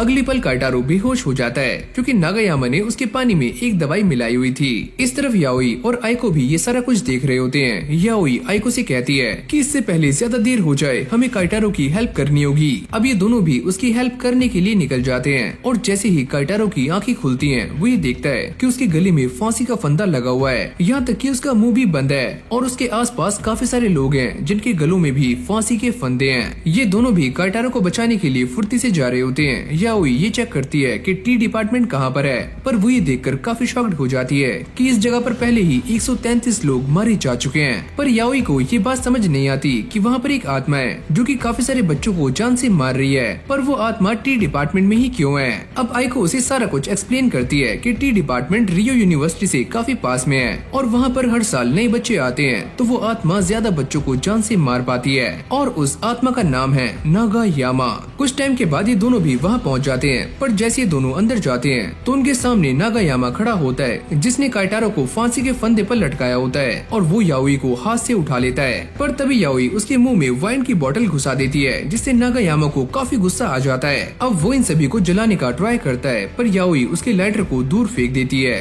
और याओई उससे कहती है कि तुम्हारे अंदर से भूत दूर हो चुका है पर अब भी तुम इन सभी को जान से मारना चाहती हो, तो ऐसा क्यों? अगली पल वो इस बंदे के ऊपर वाइन की बोतल से अटैक करती है जिससे ये बंदा एक ही बार में बेहोश हो जाता है। फिर हमें इस बंदे के बारे में बताया जाता है जिसका असली नाम है माकिडा और इसका नाम नागायामा नहीं है। नागायामा उस आत्मा का नाम है जो कुछ टाइम पहले इसके अंदर थी पर अब वो बाहर आ चुकी है। याओई इस बंदे को बांध देती है और वो ये कहती है कि तुम्हें ये हक किसने दिया कि तुम इन सारे लोगों को जान से मार दो। जिसके बाद ये सारे के सारे लोगों को नीचे उतार देते हैं और यहाँ से भागने का ट्राई करते हैं इससे पहले यहाँ पर पुलिस आ जाए। पर काइटारो को ये बात समझ नहीं आती कि वो भूत सभी को मारने के लिए फांसी के फंदे का ही इस्तेमाल क्यों कर रहा था। अब ये आत्मा दोबारा से इस बंदे की बॉडी में आ जाती है और खुद को जान से मार लेती है। इस तरफ काइटारो को दोबारा से भूत के होने का एहसास होता है जैसे कि उसके आसपास एक काफी खतरनाक भूत हो। अब याओई उसे बताती है कि वो इंसान मारा जा चुका है जिससे उसकी आत्मा को नागायामा की आत्मा ने खा लिया है और इससे ही वो स्ट्रॉन्ग होती जा रही है। जिसके बाद याओई काइटारो के मन का शक दूर करती है कि वो आत्मा सभी को मारने के लिए फांसी के फंदे का ही इस्तेमाल क्यों कर रही थी, कि ऐसा करने से मरने वाले इंसान की आत्मा और नागायामा की आत्मा दोनों ही एक लेवल पर आ जाती हैं, जिससे उस आत्मा को खाना काफी आसान हो जाता है। फिर हम याओई के हाथ में एक छोटी सी डॉल को देखते हैं जिसमें उसने नागायामा की आत्मा को कैद कर लिया है। फिर हमें ये बताया जाता है कि इसी दिन के बाद से यहाँ पर सुसाइड्स होनी बंद हो गई। जब ये सारे वापस से जा रहे होते हैं तो काइटारो काफी ज्यादा परेशान होता है और वो ये कहता है कि मैं इस बार भी नए दोस्त बना नहीं पाया और मुझे ऐसा लगता है कि मैं पिछले साल से भी इन चीजों में कुछ ज्यादा ही पढ़ रहा हूँ, जिससे मेरी लाइफ की वाट लग चुकी है। याओई उसे समझाते हुए ये कहती है कि तुम भूतों की तरफ नहीं जाते बल्कि भूत तुम्हारी तरफ अट्रैक्ट होते हैं, तो तुम्हें उनसे फाइट करना सीखना चाहिए। आइको ये कहती है ये हुई ना बात, हाँ वो सब तो सही है पर तुम्हें मेरी लोकेशन के बारे में पता कैसे लगा। याओई उससे कहती है क्या तुम नहीं जानते कि लड़कियों में 6 सेंसेस होते हैं और उसी से हमने पता लगा लिया। जिसके बाद ये सारे कैंपिंग करने के लिए बाहर आ जाते हैं और काइटारो को ऐसा लगता है कि ये दोनों उसे यहाँ पर इसीलिए लेकर आए हैं ताकि वो पुराने इंसिडेंट को भूल पाए। आइको से कहती है कि याओई काफी लंबे टाइम से उसके साथ है पर कभी भी याओई ने उसे बाहर जाने के लिए फोर्स नहीं किया, पर अब तुम आ चुके हो तो हम सारे बाहर जा सकते हैं। और अब ये दोनों मिलकर काइटारो का मजाक बना रहे होते हैं और उसे छेड़ना शुरू करते हैं। जिसके बाद काइटारो और याओई फिश पकड़ने के लिए आ जाते हैं पर उन दोनों के हाथों में कोई भी फिश नहीं लगती। याओई उससे पूछती है क्या तुम अब मेरा साथ देने के लिए तैयार हो भूत पकड़ने के लिए। काइटारो उससे कहता है कि मैंने अभी इस बारे में सोचा नहीं है, लेकिन तुम्हें किस बात में दिक्कतें आ रही हैं, क्या तुम मुझे बता सकते हो। काइटारो उससे कहता है अगर भूत पकड़ते हुए मेरा ये कर्स मेरी पूरी बॉडी में फैल गया या फिर तुम्हें और आइको को कुछ हो गया तो क्या होगा। और उसे याओई की काफी चिंता हो रही होती है, पर याओई उससे कहती है तो चलो फिर एक कंपटीशन करते हैं, जो भी हम दोनों में से ज्यादा मछलियाँ पकड़ेगा उसकी बात मानी जाएगी। अब इनके बीच में कंपटीशन स्टार्ट हो जाता है पर एक भी मछली इन दोनों के हाथ नहीं लगती। इसके बदले में ये मेंढक और काफी सारी और चीजें पकड़ लेते हैं। थक कर ये दोनों दोबारा से कैंप में आ जाते हैं जहाँ पर आइको ने इन सभी के लिए पहले ही खाना बनाया होता है और ये मस्ती से खाना खाकर रात में सो जाते हैं। लेकिन भाई सोई तो बस याओई है और ये दोनों आराम से गप्पे लड़ा रहे होते हैं। आइको से लेकर एक वॉक पर आ जाती है और ये दोनों काफी गहरी बातें कर रहे होते हैं। आइको से कहती है कि वो काफी लंबे टाइम से अपने कर्ज के ऊपर रिसर्च कर रही है ताकि वो और काइटारो इस कर्ज से फ्री हो पाएं। और साथ में वो ये कहती है कि मैं भूतिया जगहों पर इसलिए जाती हूँ ताकि मैं इस कर्ज को दूर कर पाऊँ। ये सुनते ही काइटारो काफी शॉक्ड हो जाता है और अगली पल आइको उसके सामने अपने प्यार का इजहार कर देती है कि मुझे एक और चीज काफी अच्छी लगती है और वो हो तुम। पर अगर मैं किसी ऐसी जगह पर जाना चाहता हूँ जहाँ पर काफी सारे भूत हो, क्या तुम मुझे जाने दोगी। बस मुझे तुम्हारा एक प्रॉमिस चाहिए, अगर तुम कहीं भी जाती हो तो तुम्हें मुझे साथ लेकर जाना होगा। काइटारो ये सोचता है चाहे कुछ भी हो जाए पर मुझे हम दोनों का ये कर्ज दूर करना होगा और इसके लिए वो आइको से प्रॉमिस कर लेता है। जिसके बाद ये दोनों वापस जा रहे होते हैं, लेकिन तभी अचानक आइको को इस पुल के ऊपर एक आत्मा दिखती है जो कि इस पुल से नीचे कूद रही है। आइको उसे देखकर काफी शॉक्ड हो जाती है और डर भी जाती है। वो काइटारो से ये पूछती है क्या तुम्हें भी वहाँ कुछ दिखा, पर काइटारो को वहाँ पर कुछ भी नजर नहीं आता और वो इस चीज के लिए साफ मना कर देता है। जैसे ये दोनों अपने कैंप में आकर सो रहे होते हैं तभी अचानक से वही पुल वाला भूत यहाँ पर आ जाता है और काइटारो बाहर देखता है तो आइको उसी पुल की तरफ जा रही होती है जैसे उसे किसी ने अपने कब्जे में किया हुआ है। काइटारो उसे जाकर पकड़ लेता है और याओई की भी आंख खुल जाती है। अब ये दोनों आइको के पास बैठे होते हैं और याओई ये बताती है कि इसके ऊपर एक ऐसे भूत ने कब्जा कर लिया है जो कि इसे अपने इशारों पर चला रहा है और उसे एक बिना दिमाग वाली डॉल में कैद करना काफी मुश्किल है। काइटारो उसे सारी बातें एक्सप्लेन करता है कि आइको ने उसे उस पुल के बारे में बताया था। जिसके बाद वो उसे लेकर उसी पुल पर आ जाता है और याओई पीछे खड़ी हुई ये सारा कुछ देख रही होती है ताकि वो सही मौके पर अटैक कर पाए। काइटारो कॉल पर याओई को ये बताता है कि उसे सामने पुल पर एक भूत दिखाई दे रहा है और वो ये कहती है कि हाँ उसे मैं भी देख सकती हूँ। जिसके बाद हमें इन सब का प्लान बताया जाता है कि कैसे वो इस भूत को पकड़ने वाले हैं जिससे आइको दोबारा से आजाद हो जाएगी। ये सारे ऐसा ही करने का ट्राई करते हैं पर इससे भी कोई फर्क नहीं पड़ता और अब भी आइको इस पुल से नीचे कूदने के लिए जा रही होती है। काइटारो उसे रोकने का ट्राई करता है पर तभी अचानक से यहाँ पर काफी सारे भूत आ जाते हैं जो कि याओई की डॉल को खींचना शुरू कर देते हैं, यानी कि उसे फाड़ने का ट्राई कर रहे होते हैं। अचानक से ये सारे भूत काइटारो पर अटैक कर देते हैं जिससे वो आइको के साथ नीचे गिर जाता है पर उसकी कमर पर रस्सी बंधी हुई होती है जिससे वो बच जाते हैं। याओई भी इस बात को समझ जाती है कि इन सारे भूतों ने आइको का सहारा लेकर काइटारो पर अटैक किया और वो पहले से ही काइटारो को मारना चाहते थे। अब ये सारे भूत मिलकर इस डॉल के अंदर से आत्मा को बाहर निकालने की कोशिश कर रहे होते हैं, लेकिन तभी याओई उन सभी के ऊपर नमक फेंक देती है जिससे वो सारे पीछे हट जाते हैं पर एक भूत इसमें ट्रैप हो जाता है। याओई उससे कहती है कि मैं बस 3 तक गिन रही हूँ, जल्दी से इस डॉल में आ जाओ वरना बाकी की आत्माएं तुम्हें खा जाएंगी। ये सुनते ही इस भूत की काफी ज्यादा फट जाती है और वो जल्दी से इस डॉल में आ जाता है। याओई ये बताती है कि इस जगह पर टोटल टोटल 10 आत्माएं हैं, जिनमें से उन्होंने 2 को पकड़ लिया है, लेकिन अब भी 8 बाकी हैं। फिर हमें दोबारा से एक फ्लैशबैक दिखाया जाता है जहाँ पर काइटारो और याओई बातें कर रहे होते हैं और सारा प्लान डिस्कस करते हैं कि कैसे वो इन सारे भूतों को पकड़ने वाले हैं। तो इसलिए वो काइटारो का सहारा ले रही होती है। अब जैसे काइटारो आइको को लेकर पानी की तरफ जा रहा होता है, वो ये देखता है कि उसके पीछे काफी सारे भूत आ जाते हैं और उन्हीं में से एक भूत आइको को भी अपने कब्जे में कर लेता है, यानी कि वो भी उसके वश में आ जाती है। काइटारो ये सारा कुछ देखकर घबरा जाता है, जिसके बाद वो नीचे गिर जाता है। अब आइको उसके पास आती है और एक भूत को उसके मुंह में डालने का ट्राई करती है, जिससे काइटारो भी इस भूत के वश में आ जाए। लेकिन तभी अचानक वो अपनी जेब से एक बाटली निकालता है और गटाक से पी जाता है। जिसके बाद हमें एक फ्लैशबैक दिखाया जाता है जहाँ पर याओई ने काइटारो को थोड़ी सी वाइन दी थी, जिसको पीने के बाद वो भूत को आराम से बाहर निकाल सकता है और साथ में वो चावलों से बनी हुई कुछ डॉल्स भी देती हैं। अगर वो इसे पीने के बाद इस डॉल के ऊपर थूकता है तो वो भूत इसके अंदर कैद हो जाएगा और यही इन सब का प्लान होता है। अब ऐसे ये दोनों अपने प्लान को एग्जीक्यूट करते हैं। याओई ने भी काफी सारे भूतों को पकड़ लिया है और वो ये बताती है कि जो भूत उसने टेम्पल में पकड़ा था उसने एक भूत को खा लिया है। जिसके बाद याओई अपने पास से कुछ स्क्रू ड्राइवर्स निकालती है और सीधा इन डॉल्स में घुसा देती है और सामने भूतों को ये वार्न करती है, अगर तुम भी अपनी सलामती चाहते हो तो जल्दी से इन डॉल्स में आ जाओ, वरना तुम्हारे साथ काफी बुरा हो सकता है। ये सुनते ही सारे भूतों की भी फट जाती है और वो जल्दी से इन डॉल्स में आ जाते हैं। याओई उनसे पूछती है कि जल्दी से तुम मुझे बताओ कि तुम में से किसने आइको को अपने कब्जे में किया हुआ है, पर ये भूत कुछ भी नहीं बोलते। जिसके बाद वो एक कटर निकालती है और सीधा एक डॉल में घुसा देती है। अब ये सारे डॉल्स आपस में लड़ना शुरू कर देती हैं ताकि उसका पता लगाया जा सके कि कौन से भूत ने आइको को कब्जे में किया हुआ है। तुम मुझे इसकी बॉडी से बाहर निकालने की काफी कोशिश कर रही हो, पर मैं तुम्हें जान से मार दूंगी मैं तुम्हें। याओई उससे कहती है,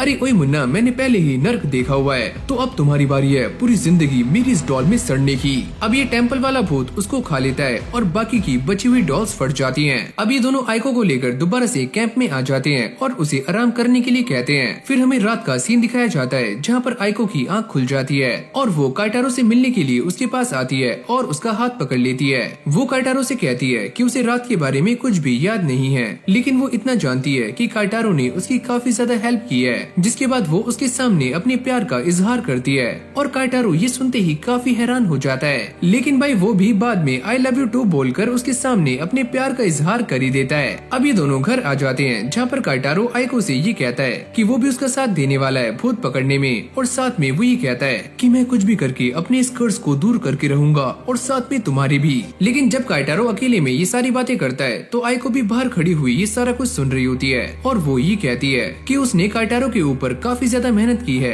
पहले उसे कोचिंग ले जाने में और बाद में उसे भूतिया चीजों में पढ़वाने में, और अब वो एक काफी क्रीपी स्माइल दे रही होती है जिसको देखकर ऐसा लगता है कि पक्का आइको के दिमाग में कोई न कोई खिचड़ी बन रही है, यानी कि काइटारो की दोबारा से वाट लग सकती है।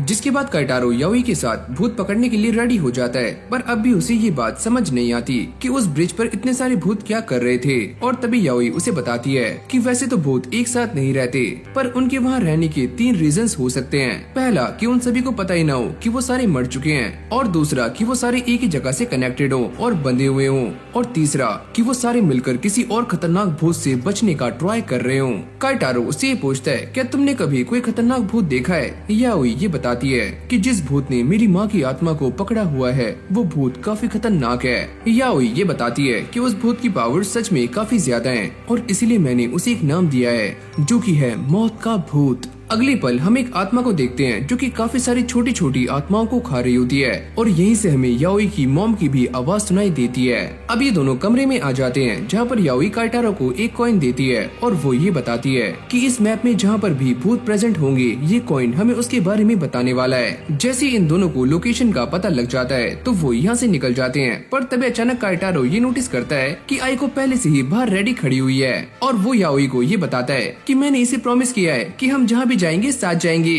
काइटारो जाते हुए काफी घबरा रहा होता है। फिर हमें उसका एक फ्लैशबैक दिखाया जाता है जहाँ पर वो आइको के घर जाता है, पर घंटी बजाने में उसकी काफी फट रही होती है, और जैसी आइको उसके सामने आती है वो उसे इस बात के लिए फोर्स करती है कि काइटारो उसे गर्लफ्रेंड बुलाए। अरे यार ये मैं कहाँ फंस गया। और उसके काफी ज्यादा परेशान करने के बाद काइटारो उससे कहता है कि हाँ आज से हम दोनों बॉयफ्रेंड और गर्लफ्रेंड हैं। अब प्रेजेंट में काइटारो ये सोच रहा होता है कि मुझे कुछ भी करके आइको और याओई को बचाना होगा, क्योंकि मैं भूतों को सेंस कर सकता हूँ, तो मैं किसी भी मुसीबत को पहले ही भांप लूंगा।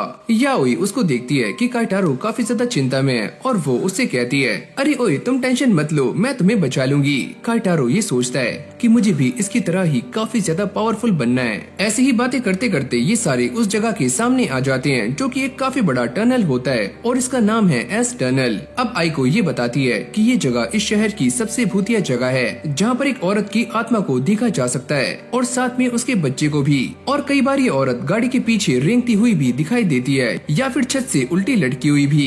और हाँ, अगर कोई यहाँ से पैदल जाने का ट्राई करता है तो ये भूत उसका हाथ भी पकड़ लेती है। ये सारी बातें सुनने के बाद काइटारो की काफी ज्यादा फटनी शुरू हो जाती है, पर ये दोनों ही आगे जाने के लिए काफी ज्यादा एक्साइटेड होती हैं। यहाँ तक कि आइको अपने साथ एक कैमरा लेकर भी आती है। जैसे ही काइटारो आगे जाता है तो उसे इस टनल की दीवार पर कुछ महसूस होता है, पर जब वो उसे टच करके देखता है तो उसे समझ नहीं आता कि ये क्या चीज है। तभी आइको पीछे से आकर उसके हाथ को होल्ड कर लेती है, जिससे काइटारो काफी खुश हो जाता है। पर जैसे वो पीछे देखता है तो यहाँ पर आइको नहीं होती, वो उससे काफी दूर खड़ी हुई होती है। तो ये देखकर उसकी और भी ज्यादा पीली गीली हो जाती है। इसकी भैंस की टैट, ये कौन है? याओई अपनी एक डॉल को बाहर निकालती है ताकि वो इस आत्मा को पकड़ पाए, पर वो आत्मा यहाँ से गायब हो जाती है। अरे यार, मैं अभी भी उस भूत को महसूस कर पा रहा हूँ। अब ये सारे जल्दी से आकर अपनी गाड़ी में बैठ जाते हैं और दोबारा से टनल में जाने का ट्राई करते हैं। काइटारो उनसे पूछता है कि हम दोबारा से टनल में क्यों जा रहे हैं? आइको उससे कहती है क्योंकि हम यहाँ पर इसलिए आए हैं ताकि हम भूत को पकड़ पाएं। याओई ये बताती है कि कोई भी भूत हमारे घर का या गाड़ी का दरवाजा तब तक खोल नहीं सकता जब तक हम उसे अंदर एंट्री ना दें, तो हम सारे यहाँ पर सेफ हैं। लेकिन तभी अचानक से उनकी गाड़ी के सामने एक भूत आ जाता है और इसको देखकर ये सारे हैरान हो जाते हैं। लेकिन तभी याओई गाड़ी को स्टार्ट करती है और इस भूत को एक जोरदार टक्कर मारती है। ये दोनों उससे पूछते हैं कि तुमने ऐसा क्यों किया? याओई उन्हें बताती है कि भूत 3 तरह के होते हैं। पहला वो जो गाड़ी के अंदर नहीं आ सकता, और दूसरा जो एक बार अंदर आ गया तो बाहर नहीं जा सकता, और तीसरा जिसे हम गाड़ी से टक्कर मार सकते हैं। और ये वाला वही था। याओई इस गाड़ी का दरवाजा खोल देती है और साथ में काइटारो को एक डॉल भी देती है। जैसे ये भूत अंदर आता है तो काइटारो उसे पकड़ लेता है, लेकिन अब भी काइटारो की काफी ज्यादा फट रही होती है। लगता है आज मैं मरने वाला हूँ, ये मेरा आखिरी दिन है। अब काइटारो को ऐसा लगता है एक आत्मा उसके साइड में बैठी हुई है, पर जैसे वो वहाँ देखता है तो यहाँ पर कोई भी नहीं होता, यानी कि ये उसका बस एक वहम है। और अगली पल ये सारे घर पर आ जाते हैं। लेकिन जैसे ही काइटारो अपने घर में जाता है तो वो टनल वाली आत्मा भी उसके पीछे पीछे उसके घर तक आ जाती है। काइटारो जैसे ही नहाने के बाद सोने का ट्राई करता है तभी अचानक से वो भूत काइटारो को पकड़ लेती है और उसे पैरों से उठा देती है। याओई को भी इस बात का एहसास हो जाता है कि इस वाली डॉल में वो टनल वाली आत्मा नहीं है, यानी कि उस आत्मा ने हमें धोखा दिया है और हमें काइटारो को बचाना होगा। अगली सीन में ये दोनों काइटारो के घर पर आ जाते हैं, जहाँ पर उसकी मॉम इन दोनों का वेलकम करती है। याओई उन्हें बताती है कि काइटारो गलती से हमारा फोन लेकर यहाँ पर आ गया है, तो इसलिए हम उससे मिलना चाहते हैं। और अब ये दोनों उसके कमरे के सामने आ जाते हैं। याओई आइको से कहती है कि वो बाहर वेट करे और वो खुद कमरे के अंदर चली जाती है। अब ये भूत याओई के एकदम सामने होता है और जैसे वो आगे जाने का ट्राई करती है तो ये उसे पकड़ लेता है। फिर हमें एक फ्लैशबैक दिखाया जाता है जहाँ पर याओई और आइको एक प्लान बना रहे होते हैं कि कैसे वो इस भूत को पकड़ने वाले हैं और इस भूत की लोकेशन क्या होगी। ये दोनों इस बात को पहले से ही जानते हैं कि ये वाला भूत इल्यूजन को क्रिएट कर सकता है। याओई ये पता लगाती है कि ये वाला भूत दरवाजे के पीछे है, तो वो पहले ही चौकन्नी हो जाती है। अब प्रेजेंट में याओई इस भूत की चोटी को उखाड़ देती है और उसके गले को दबाने का ट्राई करती है, जिससे उस आत्मा का काफी ज्यादा दम घुट रहा होता है। याओई उससे कहती है कि तुम काइटारो को छोड़ दो, और जैसे ये भूत काइटारो को छोड़ता है तो याओई दोबारा से उससे कहती है कि मैंने तुमसे ये नहीं कहा था कि मैं भी तुम्हें छोड़ दूंगी, और वो इसे अपनी डॉल में कैद कर लेती है। फिर हमें सुबह का सीन दिखाया जाता है जहाँ पर ये तीनों बैठकर आराम से सुबह का नाश्ता कर रहे होते हैं और काइटारो को ऐसा लगता है कि रात में उसने एक काफी खतरनाक सपना देखा था। याओई उसे क्लियर करती है कि वो कोई सपना नहीं था। क्या?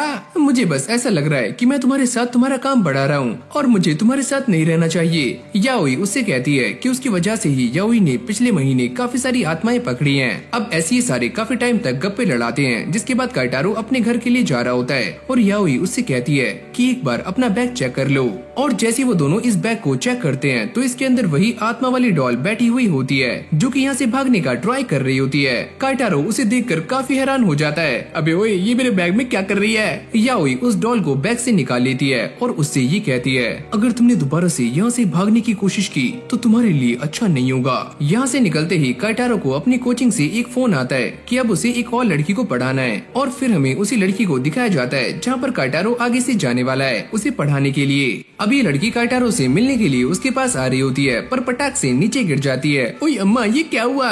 जिसके बाद ये दोनों एक कैफे में आ जाते हैं और ये लड़की काइटारो को परेशान कर रही होती है। हाँ बोलो मेरे राजा, क्या मैं तुम्हारी सबसे क्यूट स्टूडेंट हूँ? क्यों, है ना? काइटारो ये सोचता है कि मैं ऐसी लड़कियों से काफी दूर रहता हूँ, पर तभी अचानक वो ये नोटिस करता है कि इस लड़की की आंख में एक स्टार बना हुआ है और उसको ऐसा लगता है कि ये एक तरह का लेंस है, पर ये काफी अजीब है। जिसके बाद ये दोनों एक दूसरे को अपना इंट्रोडक्शन देते हैं और काइटारो ये बताता है कि मेरा नाम है काइटारो और आज से मैं तुम्हारा ट्यूटर हूँ। और वो लड़की ये बताती है कि मेरा नाम है आई कामियो और मुझे स्वीट्स खाना काफी पसंद है। अब ये दोनों खाने के लिए आइसक्रीम और मिठाई मंगा लेते हैं, पर आई अपनी आइसक्रीम को काफी जल्दी खत्म कर देती है और अपनी निगाहें काइटारो की मिठाई पर जमाए हुए बैठी होती है। काइटारो उससे कहता है कि चलो हम पढ़ाई करते हैं, अगर तुम मेरे सारे सवालों का सही जवाब दोगी तो मैं तुम्हें एक मिठाई दे दूंगा, वरना मैं इसे उठाकर खा जाऊंगा। लेकिन भाई ये लड़की उसके सारे सवालों का गलत जवाब देती है और काइटारो सारी मिठाई उठाकर एक एक करके खुद ही खा जाता है। और वो ये सोचता है, अरे यार ये लड़की तो पढ़ने में काफी कमजोर है और मुझे ऐसा लगता है कि मुझे इसके ऊपर ज्यादा टाइम देना होगा। अयो अम्मा, तुमने सारी मिठाई खा ली, मुझे भी मिठाई चाहिए, जल्दी से मिठाई ला कर दो, मिठाई ला कर दो। और जैसी एक वेट्रेस यहाँ पर आती है तो ये पानी का गिलास आई के ऊपर गिर जाता है, जिससे वो और भी ज्यादा गुस्सा हो जाती है। काइटारो ये नोटिस करता है कि जो पानी नीचे गिरा हुआ होता है उसके ऊपर शूज के निशान होते हैं। आई ये पूछती है, क्या तुम सच में भूतों को देख सकते हो और उन्हें भगा सकते हो? प्लीज मेरी हेल्प करो।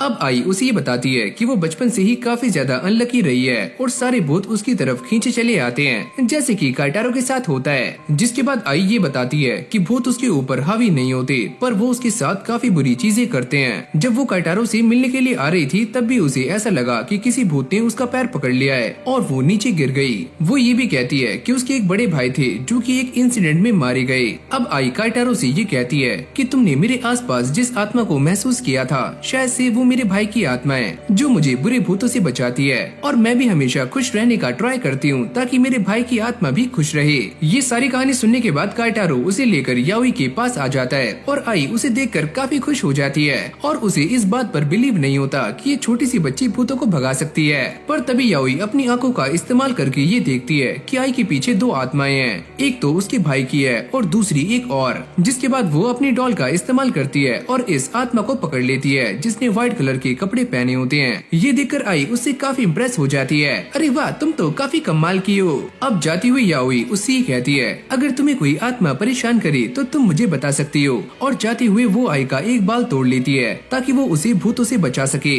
जैसे काइटारो रात में सो रहा होता है तभी उसे याओई का कॉल आता है और वो ये बताती है कि मैंने जिस डॉल को पकड़ा हुआ था उसकी गर्दन कोई दबा रहा है, यानी कि आई की जान खतरे में है। और ये दोनों उसे बचाने के लिए निकल जाते हैं। अब ये दोनों उसके अपार्टमेंट के सामने पहुंच जाते हैं। काइटारो ये बताता है कि उसके अपार्टमेंट का नंबर है 301, पर उसे ये बात समझ नहीं आती कि आई यहाँ पर अकेली रहती है और उसका अपार्टमेंट अंदर से लॉक होगा। लेकिन तभी याओई पास में एक खंबे के ऊपर चढ़ना शुरू कर देती है और फटाक से उसके अपार्टमेंट तक पहुँच जाती है और एक हैमर से उसकी विंडो को तोड़कर सीधा अंदर घुस जाती है। तभी अचानक से कोई आई की गर्दन को दबा रहा होता है और जैसी उसकी आंख खुलती है वो ये देखती है कि ये आत्मा कोई और नहीं उसके भाई की है और घड़ी में 12 बजने ही वाले होते हैं। याओई भी यहाँ पर आ जाती है और इससे पहले वो कुछ करती घड़ी में 12 बज जाते हैं और उसके भाई की आत्मा यहाँ से धीरे धीरे गायब होनी शुरू हो जाती है। याओई उससे पूछती है कि तुम ऐसा क्यों कर रहे थे? मैं बस अपनी बहन को उसकी बुरी किस्मत से बचाना चाहता था। अगली सुबह आई इस बात को सोचकर काफी ज्यादा रो रही होती है कि उसके बड़े भाई उसे जान से मारना चाहते हैं। काइटारो उससे कहता है कि मुझे तुम्हारे बड़े भाई के अंदर कोई भी बुराई महसूस नहीं हुई, पक्का इसके पीछे कोई न कोई रीजन होगा। मुझे वो रीजन जानना है कि मेरे बड़े भाई ने ऐसा क्यों किया, और वैसे भी मैं अगले 4 सालों में मरने वाली हूँ। ये सुनते ही वो दोनों काफी हैरान हो जाते हैं। अब आई उन दोनों को ये बताती है कि एक गॉड को उससे प्यार हो गया है और जब वो 20 साल की हो जाएगी तो वो उसकी आत्मा को ले जाएंगी। और जैसी काइटारो पास में रखी हुई फोटो को देखता है तो उसमें उसे आई और उसके भाई के साथ साथ एक और आत्मा नजर आती है। याओई भी इसे चेक करती है पर उसे यहाँ पर कोई भी आत्मा दिखाई नहीं देती, लेकिन जैसे वो थोड़ा सा फोकस करती है तो उसे ये आत्मा दिखाई दे जाती है। फिर हमें उसी डॉल को दिखाया जाता है जिसके अंदर वही व्हाइट कपड़ों वाली आत्मा थी और ये डॉल बुरी तरह से तहस नहस हो चुकी होती है और वो आत्मा इसके अंदर से बाहर आ जाती है और जाते हुए ये कहती है, शायद तुम इस बात को नहीं जानती कि आई मेरी प्रॉपर्टी है और मैं अपनी प्रॉपर्टी को किसी को भी देने वाला नहीं हूँ। अब जैसी ये आत्मा यहाँ से रिलीज होती है तो आई की आंखों में दोबारा से वही स्टार आ जाता है। ये आत्मा जैसे ही बाहर आती है तो वो बाकी आत्माओं को खाना शुरू कर देती है और वो ये कहती है कि आज से 4 साल बाद तुम मेरी होगी और कोई भी मुझे ऐसा करने से रोकने वाला नहीं है। याओई काइटारो से ये कहती है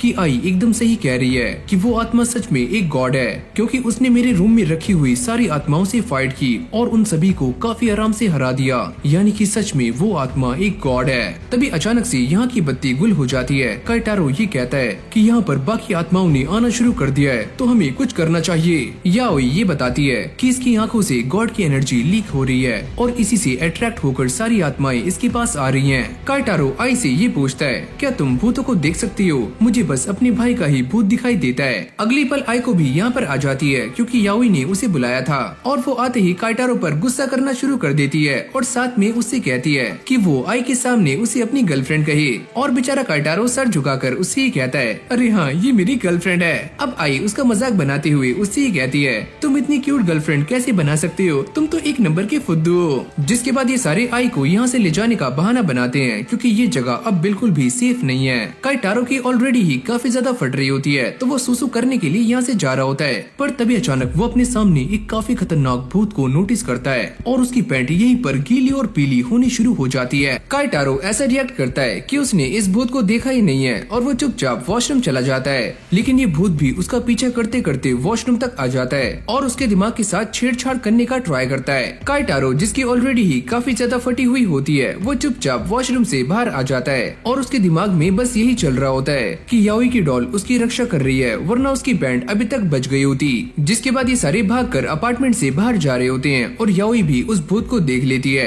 काइटारो उससे कहता है, अगर तुम्हारी डॉल मेरी रक्षा नहीं कर रही होती तो पक्का ये वाला भूत मेरे दिमाग की नसों को फाड़ देता। ये सारे अब सीढ़ियों से भागने का ट्राई करते हैं, पर यहाँ पर रास्ता बंद होता है। जिसके बाद ये सारे लिफ्ट में आ जाते हैं और जैसे ही ये लिफ्ट बंद होती है तो उन सभी को ये घोस्ट सामने दिखाई देता है और ये सारे उसे देखकर काफी हक्के बक्के हो जाते हैं। अब जैसे ये लिफ्ट ग्राउंड फ्लोर पर आती है तो इन सभी को भूत कहीं भी दिखाई नहीं देता और काइटारो ये सोचता है कि उसने हमें इतनी आसानी से छोड़ दिया। लेकिन तभी अचानक वो भूत इन सभी के पीछे आ जाता है और वो आई के ऊपर अटैक करता है, लेकिन वो गॉड वाला भूत आई की रक्षा कर रहा होता है। जिसके बाद वो काइटारो पर अटैक कर देता है और उसके पैर को जकड़ लेता है। ये सारे काइटारो को बाहर खींचने का ट्राई कर रहे होते हैं, लेकिन वो भूत काइटारो को लिफ्ट के अंदर लेकर जा रहा होता है। काइटारो को ऐसा लगता है कि ये सारे उसे बचा नहीं पाएंगे, तो इसीलिए वो खुद ही अपना हाथ छुड़ा लेता है, जिसको देखकर ये दोनों भी काफी शॉक्ड हो जाती हैं। ये तुमने क्या किया?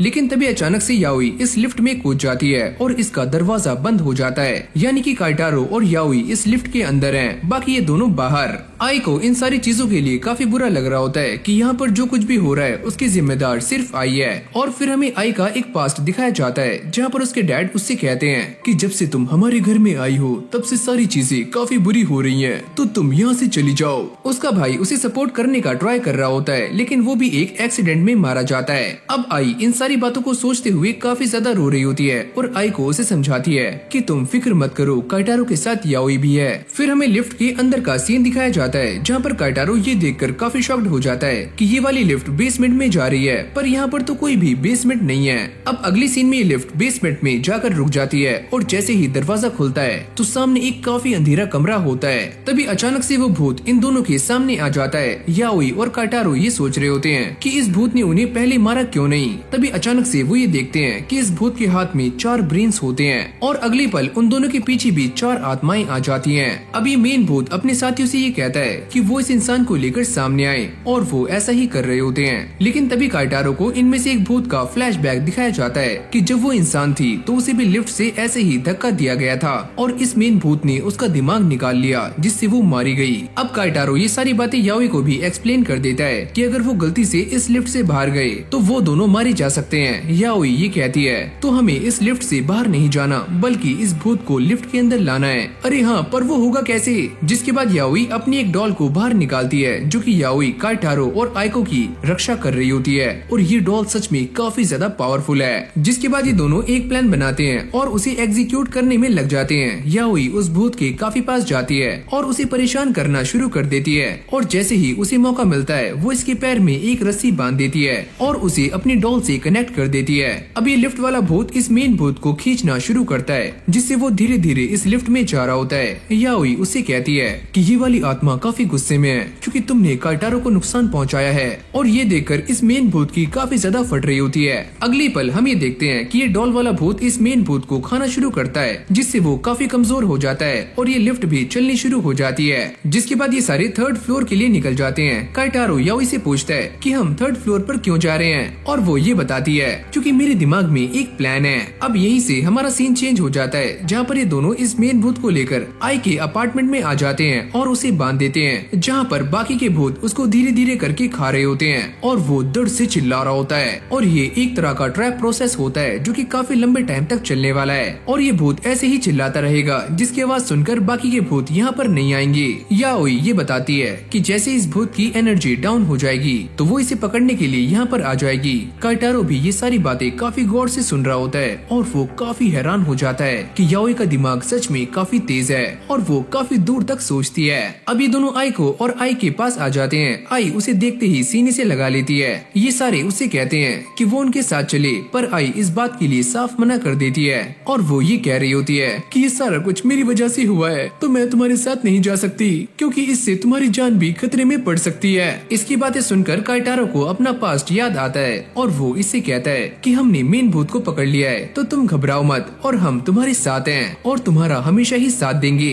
ये सारी बातें सुनने के बाद आई का दिल भर जाता है और वो भी इनके साथ जाने के लिए मान जाती है। अब जाती हुई आई अपने भाई के बारे में सोच रही होती है और वो ये कहती है कि भाई आपको मेरी चिंता करने की जरूरत नहीं है, मेरे पास अब काफी अच्छे दोस्त हैं। जिसके बाद वो काइटारो से ये कहती है कि तुमने मुझसे कहा था कि मेरे भाई ने मेरे ऊपर अटैक इसीलिए किया क्योंकि उनके पास एक रीजन था, तो मैं उस रीजन को ढूंढना चाहूंगी और उसे एक्सेप्ट करूंगी। ऐसे ही बात करते करते ये सारे घर तक पहुंच जाते हैं, पर जैसे ये सारे याओई के कमरे में आते हैं तो यहाँ पर चारों तरफ बस ब्लड ही ब्लड होता है और सारी डॉल्स फटी हुई होती हैं, जिसको देखकर इन सभी की आंखें फटी की फटी रह जाती हैं। अचानक से ही वो गॉड वाला भूत इन सभी के पीछे आ जाता है और आई बेहोश हो जाती है और वो इनसे कहता है तुम चाहे एक भूत इकट्ठा कर लो या फिर 100, लेकिन तुम मुझे हरा नहीं सकते क्योंकि मैं एक गॉड हूँ और तुम मेरे सामने बस छोटे मोटे कीड़े। याओई उससे कहती है तुम्हें क्या लगता है कि मेरे पास बस इतने ही भूत हैं? मेरे पास इससे भी ज्यादा भूत हैं जो कि मैंने कहीं और रखे हुए हैं, तो हम सारे मिलकर तुम्हें आसानी से हरा देंगे।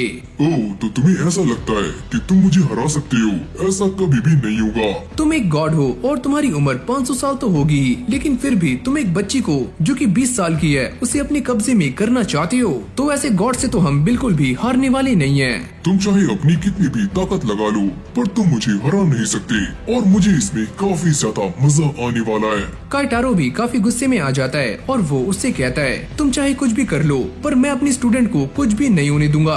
ओह अच्छा, तो चलो देखते हैं कि तुम इसे कैसे बचाते हो। जिसके बाद ये व्हाइट भूत आई के चेहरे पर कब्जा कर लेता है और वो ये कहता है कि तुम चाहे कितनी भी कोशिश कर लो, पर मैं आई को लेकर जाऊंगा और तुम मुझे रोक नहीं पाओगे। और उसकी आंखों में दोबारा से स्टार आ जाता है और उसका चेहरा दोबारा से नॉर्मल हो जाता है। काइटारो ये सारा कुछ देखकर काफी चौंक रहा होता है और उसे काफी डर भी लगता है। याओई उन दोनों को लेकर कमरे से बाहर आ जाती है। काइटारो उससे पूछता है कि तुमने ऐसा क्यों किया, और वो ये बताती है कि गॉड वाले भूत ने मेरे कमरे में रखी हुई सारी आत्माओं को डिसबैलेंस कर दिया है और अब वो सारी एक दूसरे पर अटैक करना शुरू करेंगी, जिससे काफी खतरनाक इंसिडेंट हो सकता है। फिर हमें कमरे के अंदर का सीन दिखाया जाता है, जहाँ पर सारी आत्माएं एक दूसरे से फाइट कर रही होती हैं और काफी जोर जोर से चिल्लाती हैं। काइटारो ये सारी आवाजें सुनने के बाद काफी डर जाता है, पर कुछ टाइम के बाद ये सारा मामला शांत हो जाता है और जैसे ये सारे दोबारा से कमरे में जाते हैं तो याओई ये देखती है कि सामने एक डॉल रखी हुई होती है और याओई उसे कहती है कि अभी एक ग्रेजुएट आत्मा बन चुकी है।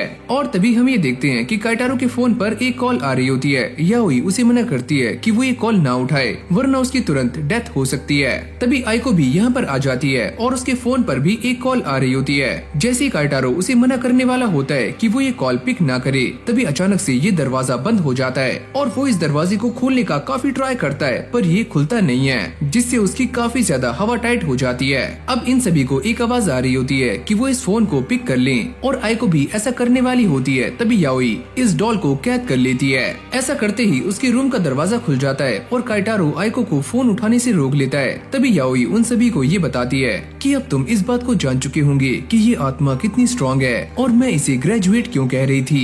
अब याओई उन सभी को ये एक्सप्लेन करती है कि एक ग्रेजुएट आत्मा क्या होती है जो पहले से काफी स्ट्रॉन्ग हो गई हो, और ये वाली आत्मा भी एक ग्रेजुएट आत्मा है। काइटारो को भी ये सारी बातें धीरे धीरे समझ आ रही होती हैं कि याओई के रूम में जो आत्माएं रखी हुई थी उन सभी के मरने से एक काफी खतरनाक आत्मा का जन्म हुआ है, जिसे हम ग्रेजुएट आत्मा कह रहे हैं, और इसके पीछे वो गॉड वाला भूत है जिसने यानी कि ऐसा करवाया है। अब अगली सीन में सारे दोबारा से आई के अपार्टमेंट में आ जाते हैं, जहाँ पर याओई उन सभी को कुछ स्टिकर्स देती है जो कि उन्हें आसपास लगाने हैं। और यहीं पर वो ब्रेन वाला भूत भी होता है जिसकी हालत काफी खराब हो रही होती है और वो जोर जोर से चिल्ला रहा होता है। याओई उन सभी को ये बताती है कि जहाँ जहाँ पर उन्होंने स्टिकर्स लगाए हैं वो सारी आत्माएं वहीं से आने वाली हैं और बाद में इस ब्रेन वाले भूत की आवाज सुनकर वो सारी आत्माएं यहाँ से भाग जाएंगी। जिसके बाद ये सारे याओई के रूम में आ जाते हैं, जहाँ पर काफी सारा ब्लड पड़ा हुआ होता है और ये उसे क्लीन करना शुरू करते हैं। जिसके बाद आई ये बताती है कि उसे कुछ काम है, इसलिए उसे अपने गाँव जाना होगा और ये सारे उसे स्टेशन छोड़कर दोबारा से रूम में आ जाते हैं और उसकी सफाई करना शुरू करते हैं। ऐसा करते करते इन सभी की हालत काफी टाइट हो जाती है। याओई ये बताती है कि सच में वो गॉड वाला भूत काफी खतरनाक है और मेरे पास अभी तक कोई भी ऐसी आत्मा नहीं है जो कि उसका सामना कर पाए। साथ में याओई ये भी कहती है कि पहले उनका प्लान था कि वो सारी आत्माओं को पकड़कर एक काफी खतरनाक आर्मी बनाने वाले हैं, जिसमें कुछ काफी पावरफुल आत्माएं होंगी जिनके सहारे वो उस आत्मा से लड़ पाएंगे जिसने याओई की माँ की आत्मा को पकड़ा हुआ है। लेकिन वो ये कहती है कि पहले उसके पास 100 से भी ज्यादा आत्माएं थी, लेकिन अब वो सारी डिस्ट्रॉय हो चुकी हैं और अब मेरे पास बस एक ही आत्मा है जो कि हम सभी को बचा सकती है और वो है ग्रेजुएट आत्मा। ये सारी बातें सुनने के बाद काइटारो याओई से ये पूछता है तो ऐसे हमें कितनी आत्माओं को पकड़ना होगा जिससे हम एक काफी स्ट्रॉन्ग आर्मी बना पाए। याओई उससे कहती है कि मुझे इससे कोई भी डर नहीं है क्योंकि मैंने इससे भी खतरनाक एक गॉड आत्मा को पहले ही मारा हुआ है। ये सुनते ही काइटारो काफी हैरान हो जाता है। याओई ये बताती है कि पहले उसने जिस गॉड आत्मा को हराया था उसके लिए उसे 3 ग्रेजुएट आत्माओं की जरूरत पड़ी थी, लेकिन ये वाली गॉड आत्मा काफी स्ट्रॉन्ग है तो उसे हराने के लिए कम से कम 6 ग्रेजुएट आत्माओं की जरूरत पड़ने वाली है। याओई ये बताती है कि उसके पास टोटल 3 ग्रेजुएट आत्माएं हैं और एक और जो कल ही ग्रेजुएट हुई है और उसने काफी सारे बुद्धास के स्टैचूज को आपस में लड़वाया जिससे उसके पास एक और ग्रेजुएट आत्मा आ चुकी है जो कि इन सभी से भी काफी स्ट्रॉन्ग है। यानी कि अब इन सभी के पास टोटल 5 ग्रेजुएट आत्माएं हो चुकी हैं और अब इन्हें बस एक की तलाश है। जिसके बाद याओई अपने लैपटॉप को बाहर निकालती है और उन सभी को वो सारी जगहें दिखाना शुरू करती है जहाँ पर ये सारी आत्माएं मिल सकती हैं और इन सभी के लेवल्स पहले से ही डिफाइन है। काइटारो ये नोटिस करता है कि इस जगह पर एक लेवल सही से डिफाइन नहीं है, यहाँ पर अननोन लिखा हुआ है। याओई उनसे कहती है कि ये जगह काफी आसान भी हो सकती है या फिर ऐसा भी हो सकता है कि यहाँ का लेवल ऐसा हो। पहले हम सारे टोक्यो के सारे एरियाज को कवर करने वाले हैं, जिसके बाद हम पूरे जापान को कवर करेंगे जिससे हमें काफी पावरफुल आत्माएं मिल जाएंगी। काइटारो इन सारी बातों से थोड़ा सा सहम जाता है, लेकिन बाद में वो हाँ कर देता है। चलो हम सारे एक जैसा ही सोच रहे हैं, लेकिन अब चलो पढ़ाई करते हैं। ये सुनते ही याओई का मुंह बन जाता है और आइको को कुछ काम होता है तो वो यहाँ से चली जाती है। जिसके बाद ये दोनों पढ़ना शुरू करते हैं। याओई उससे कहती है कि चलो मुझे तुम्हारी साइकिल पर घूमना है और काइटारो उसे लेकर बाहर आ जाता है और वो इस बात से काफी खुश होता है कि याओई को उसके साथ साइकिल पर घूमना काफी अच्छा लगता है। अब काइटारो उससे ही कहता है कि पहले मैं काफी डर गया था कि हमारा सामना एक गॉड स्पिरिट से होने वाला है, लेकिन फिर मेरे अंदर हिम्मत आ चुकी है क्योंकि कोई भी मेरी फ्रेंड और मेरी स्टूडेंट को हाथ नहीं लगा सकता। पहले मैं अकेले ही अपनी माँ की आत्मा को छुड़वाने का ट्राई कर रही थी, पर तुमने मेरा साथ दिया, उसके लिए शुक्रिया और तुम मेरी एक काफी अच्छे दोस्त हो। साइकिलिंग करते करते शाम से रात हो जाती है और काइटारो की हालत भी पहले के मुकाबले काफी खराब हो चुकी है। याओई उसे बताती है कि वो दोनों एक भूतिया जगह पर जा रहे हैं जहाँ पर वो आइको को अपने साथ ला नहीं सकते थे क्योंकि उसकी जान को काफी खतरा है। इन सभी का आत्माओं वाला सिक्योरिटी सिस्टम टूट चुका है, तो इसलिए आइको की रक्षा करना याओई के लिए पॉसिबल नहीं है। काइटारो जब ये सारी बातें सुनता है तो उसे ठंडे पसीने आने शुरू हो जाते हैं। मुझे ऐसा लगता है कि आज कुछ भी सही नहीं होगा। अब ये दोनों उस जगह पर आ जाते हैं जो एक काफी सुनसान खंडर होता है और ये वाला खंडर S रैंक का है। जिसके बाद हमें इस जगह के बारे में बताया जाता है जो एक किला है और ये किला S रैंक का है और इसके बारे में ये बताया जाता है कि जब भी कोई इंसान यहाँ पर आता है तो वो यहाँ पर हमेशा के लिए ट्रैप हो जाता है या फिर उसे एक ऐसा कर्स लगता है जो कि जिंदगी भर उसके साथ रहता है। काइटारो इस जगह को देखकर काफी ज्यादा डर रहा होता है, जिसके बाद वो अपने पुराने एक्सपीरियंसेस को याद करता है जिसमें उसने काफी सारे भूतों के साथ पहले भी फाइट की है और वो जीते हैं। तो वो ये सोचता है कि वो यहाँ पर भी सारे भूतों को हराकर यहाँ से बाहर निकल जाएंगे। अब ये दोनों हिम्मत बांधकर आगे जाते हैं और आगे काफी ज्यादा अंधेरा होता है और सामने एक वाटरफॉल भी। याओई ये बताती है कि उसने ऑनलाइन जितना रिसर्च किया है उसके हिसाब से इस जगह पर कोई भी मरा नहीं है और यहाँ पर बस लोग इसीलिए आते हैं ताकि वो इसके इतिहास के बारे में जान सकें। अब ये सारी बातें सुनते ही काइटारो चैन की सांस लेता है। याओई उससे कहती है कि इस जगह पर सबसे खतरनाक वो वाटरफॉल है तो हमें वहीं पर जाना चाहिए। और जैसे वो वहाँ जाने के लिए पीछे मुड़ते हैं तो उनके पीछे एक बूढ़ी अम्मा खड़ी हुई होती है। काइटारो इस बूढ़ी अम्मा को देखकर काफी डर जाता है। याओई उनसे कहती है कि हमें यहाँ का वाटर वाटरफॉल देखना है तो चलो मेरे साथ चलो। काइटारो उसे मना करता है कि वो ऐसा ना करे, पर याओई उसे अपना फोन देती है और ये कहती है कि तुम ये पढ़ो कि लोग इस जगह के बारे में क्या लिखते हैं। काइटारो ये पढ़ता है कि इस जगह पर लोगों को काफी सैनिकों और बच्चों की आवाजें सुनाई देती हैं और साथ में उनकी आत्माएं भी दिखाई देती हैं और कई बार तो ऐसा लगता है कि वो तुम्हारा पीछा कर रहे हो और तुम्हारा पीछा करते करते वो कई बार तुम्हारे घर तक भी आ जाते हैं। और जब ये सारे लोग वाटरफॉल के पास गए थे तो वहाँ पर भी उन्हें ऊपर काफी सारी आत्माएं एक साथ खड़ी हुई दिखाई देती हैं और खासकर रात में एक बूढ़ी अम्मा यहाँ पर आती है और शायद से वो भी एक आत्मा है। वो ये सारा कुछ पढ़ने के बाद ये समझ जाता है कि सामने जो बूढ़ी अम्मा चल रही है वो कोई इंसान नहीं है, वो भी एक आत्मा है। याओई उससे कहती है अगर ये बूढ़ी अम्मा हमें उस वाटरफॉल तक लेकर जा रही है तो ये तो हमारे लिए काफी अच्छा है। ये बूढ़ी अम्मा आगे चलते हुए इन दोनों को इस वाटरफॉल की कहानी सुनाती है कि आज से काफी लंबे टाइम पहले यहाँ पर एक युद्ध हुआ था जहाँ पर दुश्मनों ने यहाँ के लोगों की गर्दनें उनके धड़ से अलग कर दी थी, तो इसीलिए कुछ औरतों ने अपना गला काट लिया और वो सारी इस वाटरफॉल से नीचे गिर गई और 3 दिनों तक यहाँ के वाटरफॉल का पानी लाल रहा था। काइटारो ये सारी कहानी सुनने के बाद काफी ज्यादा डर जाता है और वो याओई से कहता है कि उन्हें यहाँ से जाना चाहिए, पर याओई उससे कहती है कि हम यहाँ पर इसीलिए आए हैं ताकि हम सारी आत्माओं को पकड़ सकें और उन सभी की जान बचा सकें जिनसे हम प्यार करते हैं। याओई काइटारो को एक डॉल दे देती है और साथ में एक छोटी सी डॉल जो कि उसने फिंगर में पहनी हुई होती है क्योंकि यहाँ पर आत्माएं उनके ऊपर अटैक कर सकती हैं। पर तभी अचानक हम ये देखते हैं कि काइटारो के पीछे से एक हाथ बाहर आता है और जैसे वो काइटारो को पकड़ने वाला होता है, काइटारो पीछे मुड़कर देखता है तो ये हाथ यहाँ से गायब हो जाता है। वो ये सारी बातें याओई को बताता है। याओई उससे कहती है अगर तुम्हें कुछ भी फील हो तो तुम मुझे बता सकते हो। जिसके बाद ये दोनों दोबारा से इस बूढ़ी अम्मा के पीछे चलना शुरू करते हैं। जिसके बाद काइटारो याओई का हाथ पकड़ लेता है और उससे ये कहता है कि हम दोनों को एक साथ चलना चाहिए और याओई भी इसके लिए मान जाती है। पर तभी अचानक हम ये देखते हैं कि एक हाथ याओई को पीछे से पकड़ लेता है और असल में ये काइटारो नहीं होता, ये उस बूढ़ी अम्मा का भूत होता है जो कि याओई को काइटारो की तरह लग रहा होता है और वो उसके साथ काफी दूर तक चली जाती है। काइटारो ये देखकर काफी शॉक्ड हो जाता है कि उसके पास ना तो वो बूढ़ी अम्मा है और ना ही याओई और उसे अपने पीछे कदमों की आवाजें आ रही होती हैं, जिसको सुनकर उसकी काफी ज्यादा फट जाती है और वो यहाँ से भाग जाता है। फिर हमें दिखाया जाता है आइको को जो अपना सारा काम खत्म कर चुकी है और अब वो काइटारो की लोकेशन ट्रेस करने का ट्राई करती है, पर वो ये देखती है कि इस किले में उसकी लोकेशन सही से काम नहीं कर रही है।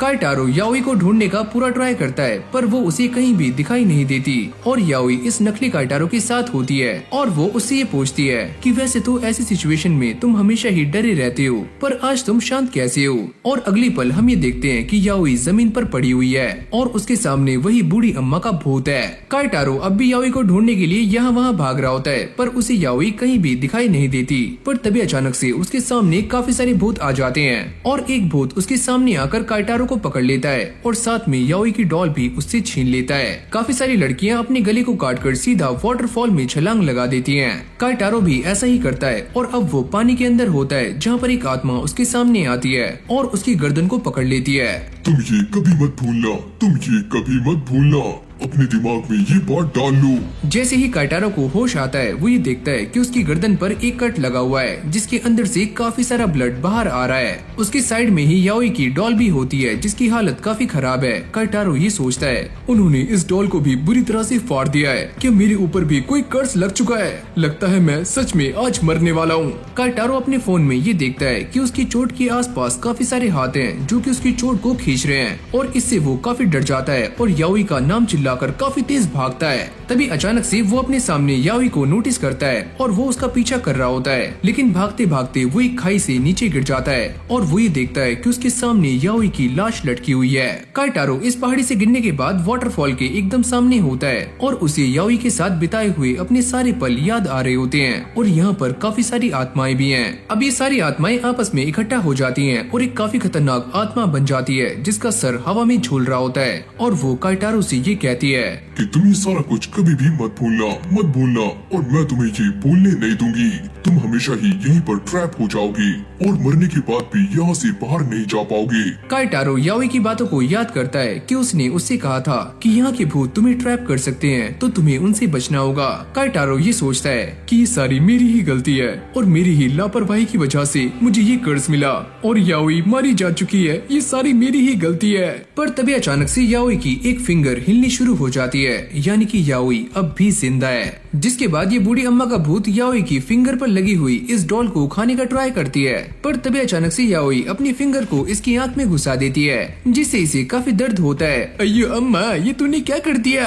और इस अम्मा को ये बात समझ नहीं आती कि याओई उसके कब्जे में फंसी हुई है, तो वो अपना हाथ मूव कैसे कर पा रही है। अगले ही पल हम ये देखते हैं कि इस बूढ़ी अम्मा के द्वारा बनाया गया इल्यूजन पूरी तरह से खत्म हो जाता है और याओई को काइटारो की चिल्लाने की आवाजें आनी शुरू हो जाती हैं, जिससे याओई पूरी तरह से होश में आ जाती है और ये बूढ़ी अम्मा उसे देखकर काफी डर रही होती है। और जैसे ये इल्यूजन दोबारा से याओई को पकड़ने वाला होता है तो याओई उसे एक ही झटके में डिस्ट्रॉय कर देती है, जिसको देखकर इस बूढ़ी अम्मा का भूत यहाँ से भागने का ट्राई करता है, पर याओई उसे काफी जोर जोर से कोड़े बरसाती है और उसे इस पेपर डॉल में कैद कर लेती है, यानी कि एक का काम खल्लास। याओई ये सोचती है कि उसके हाथ पर लगी हुई इस डॉल ने और काइटारो ने उसकी जान बचा ली, और अगर ये डॉल ऐसा ना करती तो सारी दिक्कतें इस डॉल के ऊपर आने वाली थी और इसे काफी नुकसान होता।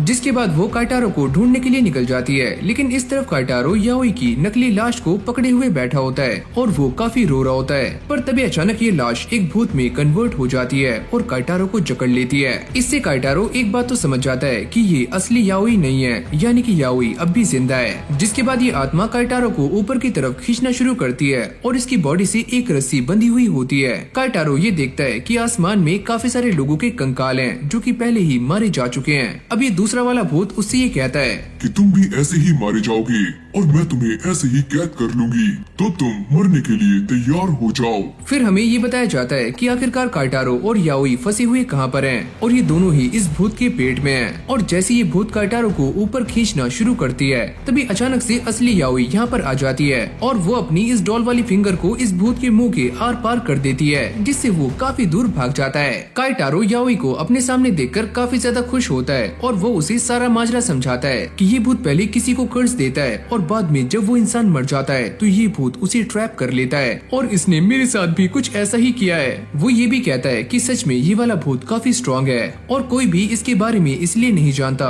क्योंकि जिसने भी इसे देखा है वो आज तक जिंदा नहीं बचा है। याओई अपने हाथ में लगी हुई इस फिंगर वाले डॉल को देखती है जो कि कांप रही होती है, जिससे याओई को एक बात क्लियर हो जाती है कि सच में ये वाला भूत काफी स्ट्रॉन्ग है और काइटारो एकदम सही बात कर रहा है। काइटारो को ये बात समझ नहीं आ रही होती कि वो इस काफी खतरनाक भूत को हराने वाले कैसे हैं, और तभी हम ये देखते हैं कि याओई अपने ग्रेजुएट भूत को बाहर निकाल लेती है और उसे एक काफी खतरनाक वेपन की तरह इस्तेमाल करने वाली है जो कि जंजीरों से बंधा हुआ है। जिसके बाद वो यहाँ पर एक काफी खतरनाक साधु वाले भूत को समन करती है जो कि आते ही मंत्र पढ़ना शुरू करता है। याओई काइटारो को ईयरफोन्स दे देती है जिससे उसके मंत्र उसे सुनाई ना दे। जैसे जैसे ये साधु वाला भूत मंत्र पढ़ रहा होता है तो आसपास की सारी आत्माएं इसके अंदर खिंचनी शुरू हो जाती हैं और साथ में सारी चीजें बेहोश हो रही होती हैं। ये सारा कुछ देखकर इस किले वाले भूत की फटनी शुरू हो जाती है, जिसके बाद वो इस साधु वाले भूत की गर्दन काट देती है, लेकिन अब भी ये आवाज आनी बंद नहीं होती। ये भूत इस साधु को रोकने का काफी ट्राई कर रही होती है और उसका जब्बाड़ा भी तोड़ देती है, लेकिन तभी अचानक हम ये देखते हैं कि आसपास जितनी भी चीजें बेहोश पड़ी होती हैं उन सभी के अंदर से यही मंत्र बाहर निकल रहा होता है।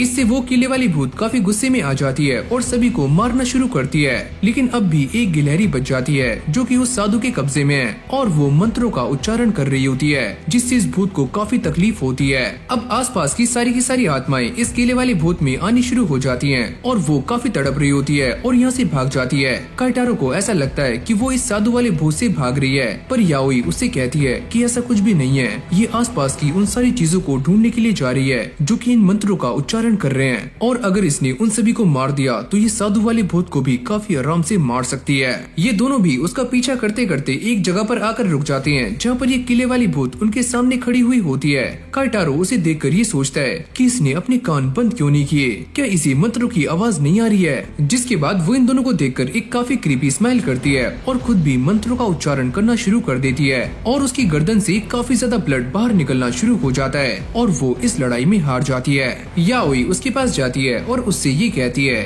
कि तुम्हारे पास दो ही ऑप्शन है, या तो तुम मारी जाओ या फिर मेरी गुलाम बन जाओ। और आखिर में याओई उस भूत को अपनी डॉल में ट्रैप कर लेती है। पर अगली पल हम ये देखते हैं कि काइटारो भी इन्हीं मंत्रों को पढ़ना शुरू कर देता है। अब्बा डब्बा चब्बा, अब्बा डब्बा चब्बा। तभी याओई अपनी फिंगर वाली डॉल को उसकी जीभ में घुसा देती है और उसकी जीभ पकड़ लेती है ताकि वो इन मंत्रों का उच्चारण ना करे, वरना वो भी मारा जा सकता है। याओई उसे बताती है कि ये साधु वाला भूत किसी भी इंसान को 20 सेकंड में बेहोश कर सकता है, यानी कि हमारे पास बस 20 ही सेकंड है इसे लॉक करने के, वरना हम दोनों भी बेहोश हो जाएंगे। जिसके बाद ये दोनों इस साधु वाले भूत की डॉल को बांधना शुरू करते हैं और इनके पास टाइम भी काफी कम होता है। काइटारो को ये समझ नहीं आता कि वो इसे इतने कम टाइम में कंट्रोल कैसे कर सकते हैं। याओई इस भूत को रुकाने का ट्राई कर रही होती है ताकि वो मंत्रों का उच्चारण ना करे।